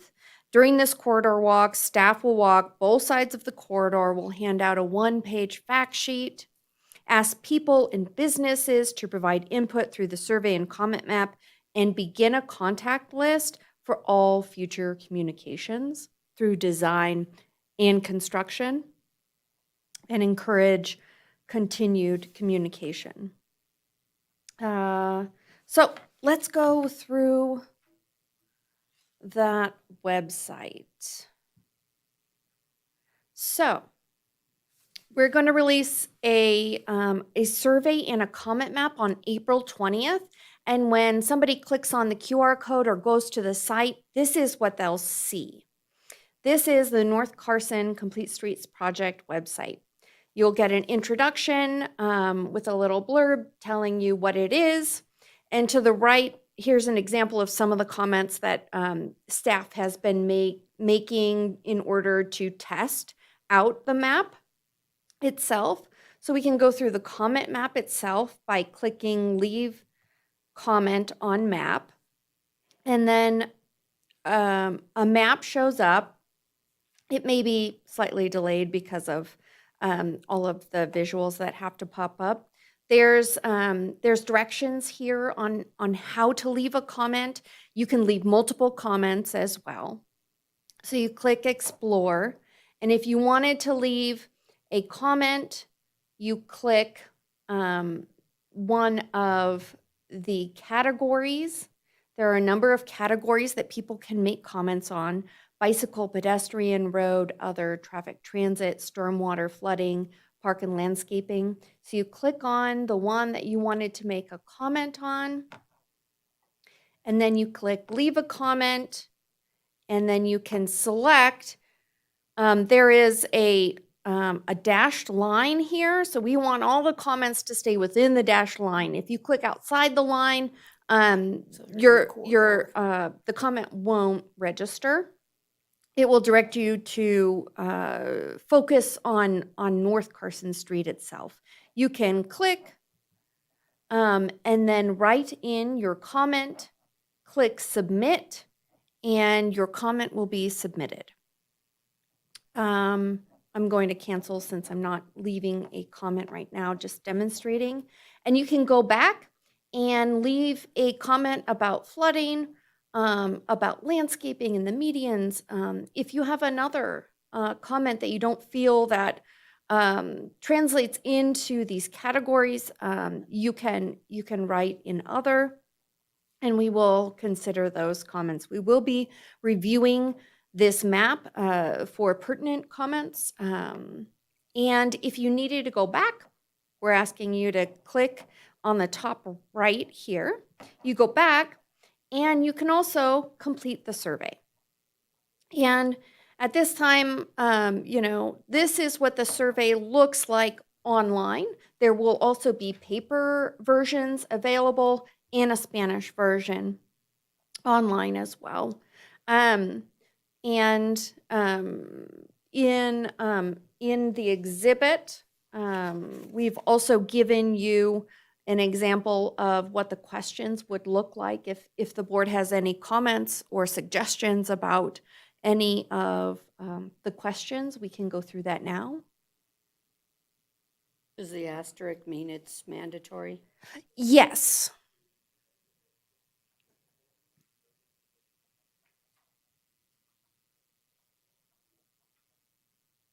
I have a question. Going back, and I communicated this with Chris by email before this, and when NDOT transferred Carson Street to us, they transferred, I forget how much, it was at least $7 million. And that was a long time ago, and the money's probably been spent for something. But I'm guessing it was spent for, or speculating that it was spent for Southern Carson with nothing for Northern Carson. Instead, we're going to have to come up with another source of funding. I understand, about the buckets of money. We have money tied into this, and it's a priority item with an average of 174 pedestrians a day and 30 bicyclists a day. But we have 12,000 vehicles going by there per day. I hope that we keep that in mind as we're doing this study here, as to, keep a relative proportion of, where the money should be spent and the improvements made for this Safe Streets project or Complete Streets project. So I don't know. I know we're not there yet, but it'll be interesting to see what figures that you come up here with this online survey, because we did an online survey for road maintenance too, when we were having the workshops a couple of weeks ago, and we had an in-person survey too for that. So I guess we'll take a look at where the numbers fall.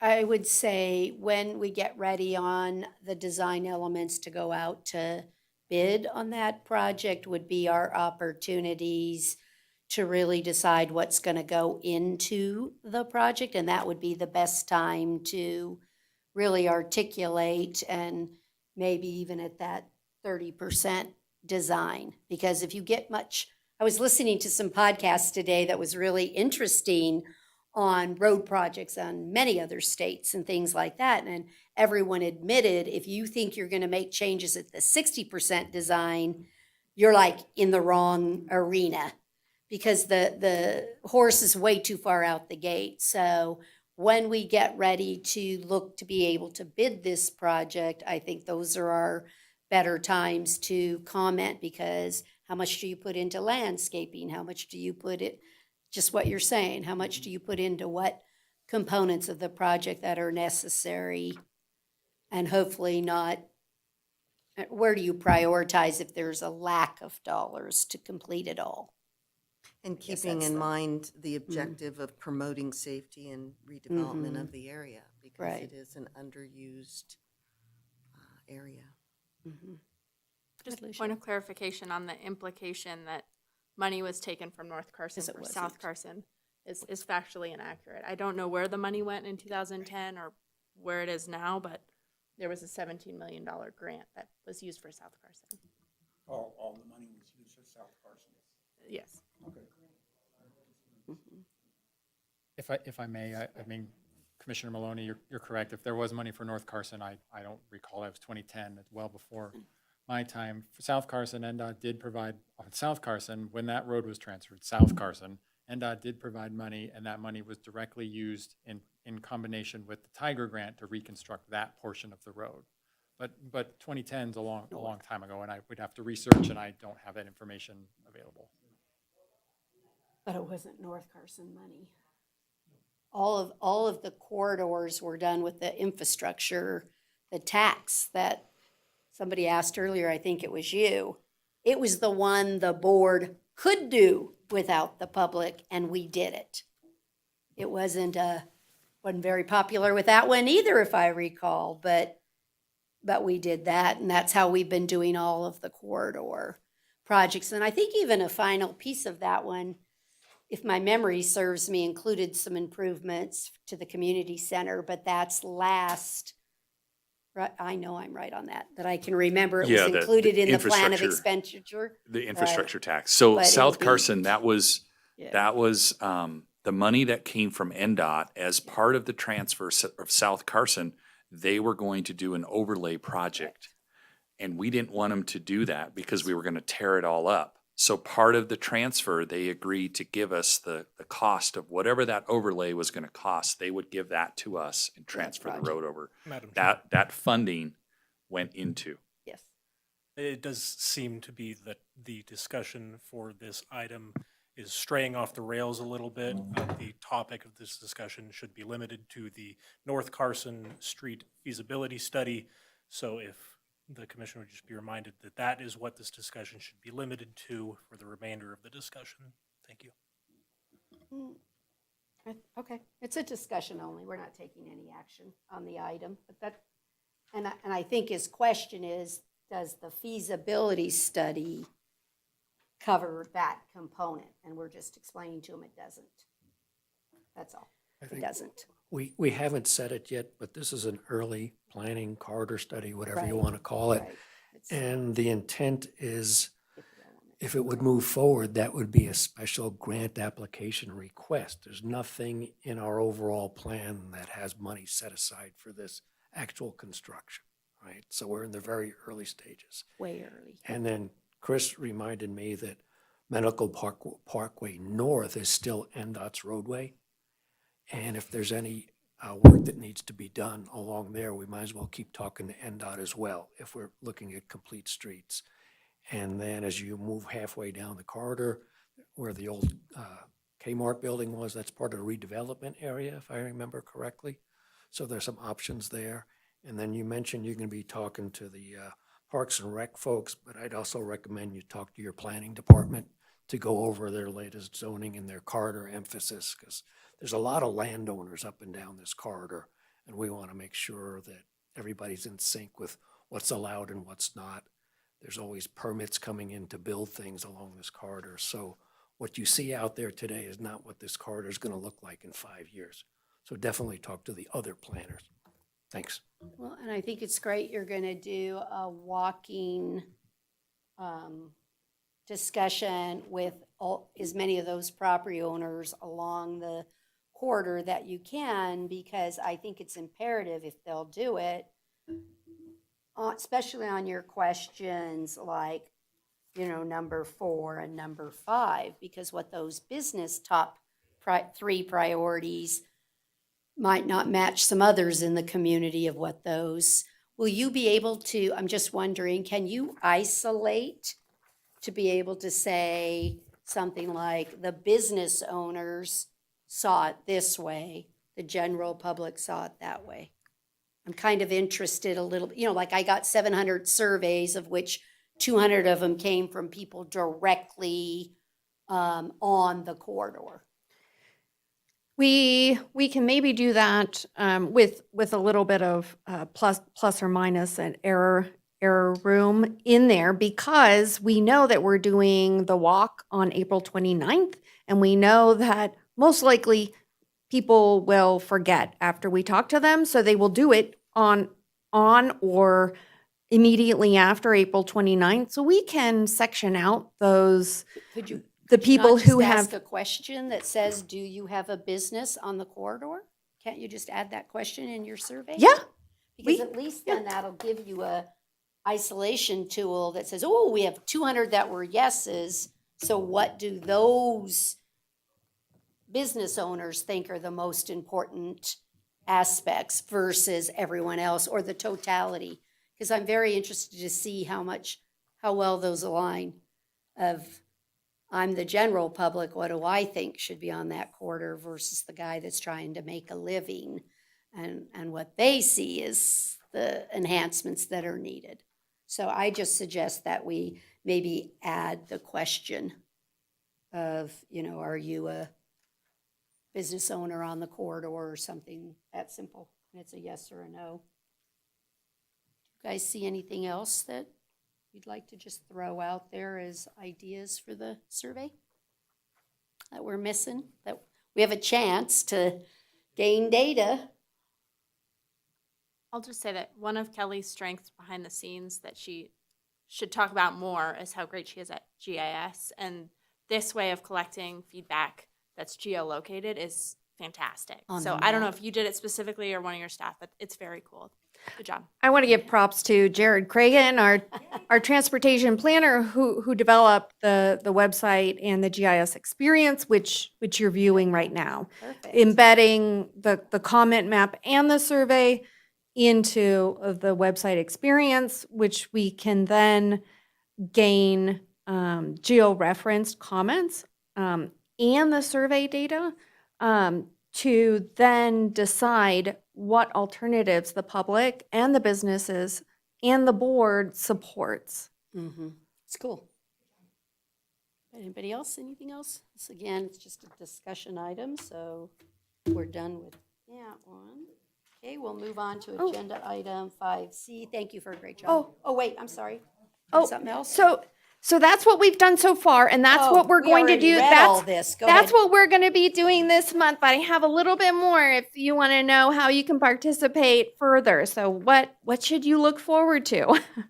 So in May, we will conduct our first technical advisory committee for the North Carson Complete Streets. And so as Commissioner Novak mentioned, talking to community development, we'll also be talking to the Chamber of Commerce. We'll be talking to, our engineering people, utilities, getting that whole perspective, and members from the board. So if there's a member from the board that would like to be a part of the technical advisory committee, we would love to have that. We'll have the medical center, FHWA, NDOT, JAC, all these representatives. We'll talk about the survey, we'll talk about the comment map, the ones that we received so far, and any other notes that people want to talk about as well. And then staff are planning to come back to the board in summertime for a report on that technical advisory committee and to talk about, start talking about the alternatives analysis. So what would those renovations and the reconstruction of North Carson look like? And that will lead into the second survey. So in September, October, we'll have a public meeting with some of those visuals of the potential corridor alternatives. And then another technical advisory committee meeting. We'll come back to the board with an update in the summary of a survey based on those corridor alternatives and let the public and the businesses sort of vote for the ones that they prefer. And then in February, we'll work on that draft document to the board and March for the final feasibility study. So staff is trying to be transparent and give the board, the public, lots of opportunity for feedback to make this study something feasible that can then be, we can have a realistic understanding of how we take the next steps after the feasibility study, which will, like Commissioner Novak said, applying for a grant, getting the funding, understanding how much we need to apply for, and getting that grant funding, and then moving forward to design and construction. That concludes my comments. Kelly, Yeah. one last thing. I don't know what the sequence is going to be, but when do we expect East William to be complete? Because that'll be the latest example of kind of what we're looking for. Chris, do you have any? Yes, my estimation, I believe talking with project manager is probably looking around fall time of this year, 2026. October. They said September. I laughed and said October. Give yours- Fall's excellent. Yeah, Fall. have a beat that expectation answer. Okay. Mm-hmm. It'll give them good examples. Plus, the other corridors are done so they can visualize the potential for what can be done here. Okay, we're gonna move, thank you so very much, Kelly, I appreciate that. We're gonna move to agenda item 5C, which is discussion and possible action regarding the amendment 2 with DOT for construction funds for the Lampa multi-use path project. Casey, are you gonna give us some highlights? Yes, thank you, Madam Mayor. Casey Sylvester, Transportation and Traffic Engineer. This funding agreement covers additional scope that the project has expanded some items related to coordination with the US 50 project that was presented on at CAMPO. The NDOT is doing, they want to do some work that would involve some throwaway with our multi-use path. And so we're coordinating with them to get that work done in our project. This funding was going to cover that. And so we have an additional $220,000 to be added to the project. That includes $209,000 in carbon reduction program funding and a 5% match of $11,000. Are there any questions? Does any member have a question? Yeah, right, I know. Any public comment on this item? Seeing none, I'll accept a motion. What do you want to jump in? Lisa? I move to approve the amendment as presented and to authorize the transportation manager to execute the amendment as well as any future amendments to the agreement regarding extensions of time or changes in funding that do not increase the total amount by more than 10%. I will second. I have a motion and a second. All those in favor, please say aye. Aye. Aye. Any opposed, say no. Let the record reflect it was unanimous. We'll now go to agenda item 5D. This is discussion and possible action on highway agreement with Nevada Department of Transportation to partially fund the construction of the District 3 Fairview Drive Preservation Project. Casey, you're going to give us some highlights of what we're doing here. Yes, Casey Sylvester, Transportation and Traffic Engineer. So this funding agreement with NDOT is an LPA agreement to include the recently awarded STBG, as talked about at a recent CAMPO meeting, and the previously awarded Highway Safety Improvement Program funds to our District 3 Fairview Drive Preservation Project. The total HSIP funds are $906,342, and the total STBG funds are $901,100. Both of these require a 5% match, so the 5% match total is $95,129 for a total agreement amount of $1,902,571. Are there any questions? How's that get us to the project? I mean, is that, we're there So this, or we're still short? this funding is for construction only, and this is expected to fully fund the project. So in the agreement, I believe, I have to jump over to the correct page, but it shows there are certain funds that are outside of the agreement that are already budgeted in the project of $96,794. And that should, as of right now, we're expecting that to cover everything in the project, and we already have local funds program for design that is ongoing. So we might get this done after all. Yes. Time helps everything. Okay, does anyone have any questions? No? Is there any public comment on this item? Seeing none, I'll accept a motion. Want to do that one, Lucia? I move to approve the agreement as presented and to authorize the transportation manager to execute the agreement, as well as any future amendments to the agreement regarding extensions of time or changes in funding that do not increase the total amount by more than 10%. I will second.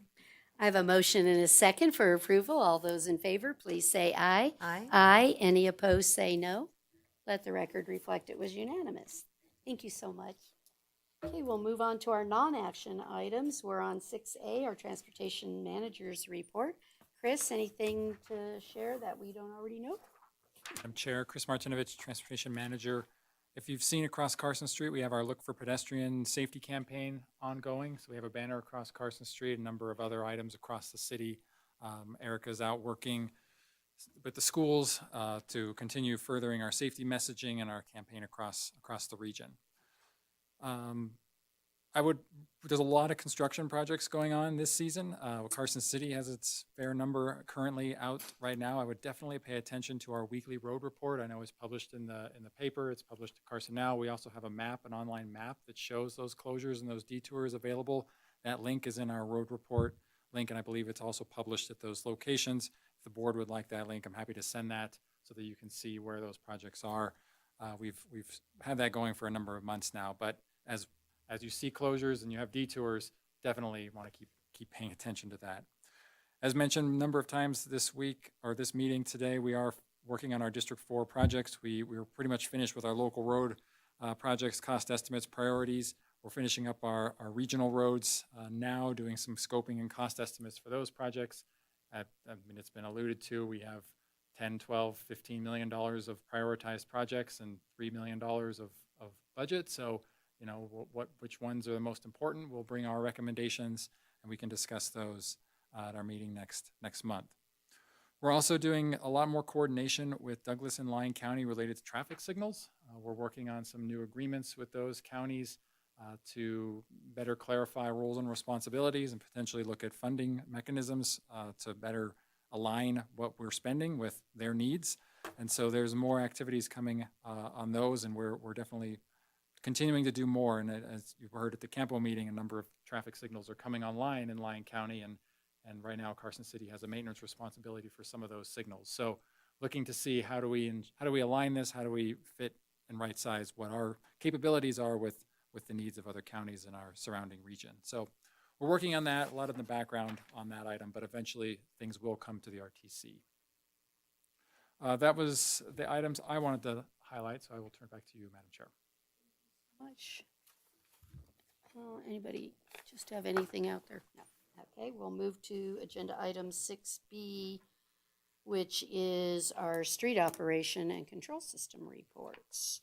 Chris, anything you want to highlight? The one item I was going to highlight, well, two items came to mind. The tree chemical, this is a large item this particular time of year. It's for abatement for elm leaf beetle control. So we're trying to do that abatement to prevent that. So you'll see that it's a higher number in the month of February. And then also a lot of shoulder work is ongoing, primarily along Carson River Road. So public works crews have been doing a lot of work out there. You'll see that next month in the report as well. And in fact, it's still continuing into this month. So look for that number to continue to increase over the coming months. That's the shoulder work on asphalt roads, line item 3/4 of the way down the page. They're doing a good job on that, other than, they're stopping me every day from coming to the office or going. Anyway, they're doing a great job. I'm like, oh no, I can't even get out of the neighborhood. Okay. We are doing a lot of construction. Does anybody else, any questions or comments on that? But please pass on that they're doing a good job on that. Okay, 6C. Is there anything to share with us on 6C? I know Casey's available. Any project questions, but I have nothing I was going to highlight unless there were questions from members. Thank you.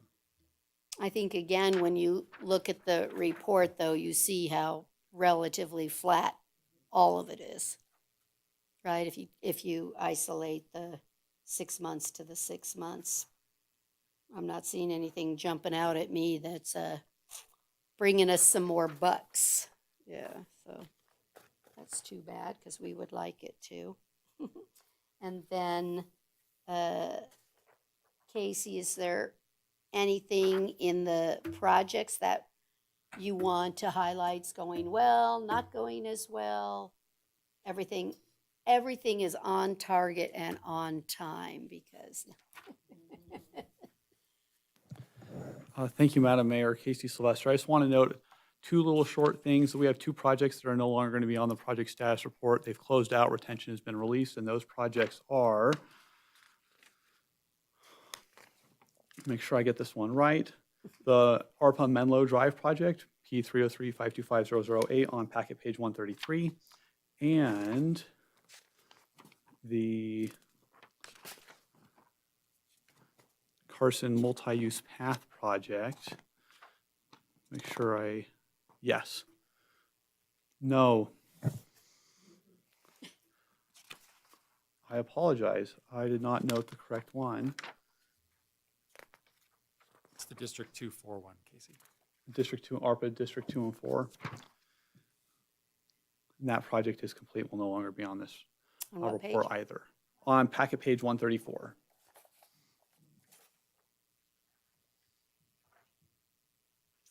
So these are, If I'm are, looking at 134, that one went over, oh no, pretty close on the budget.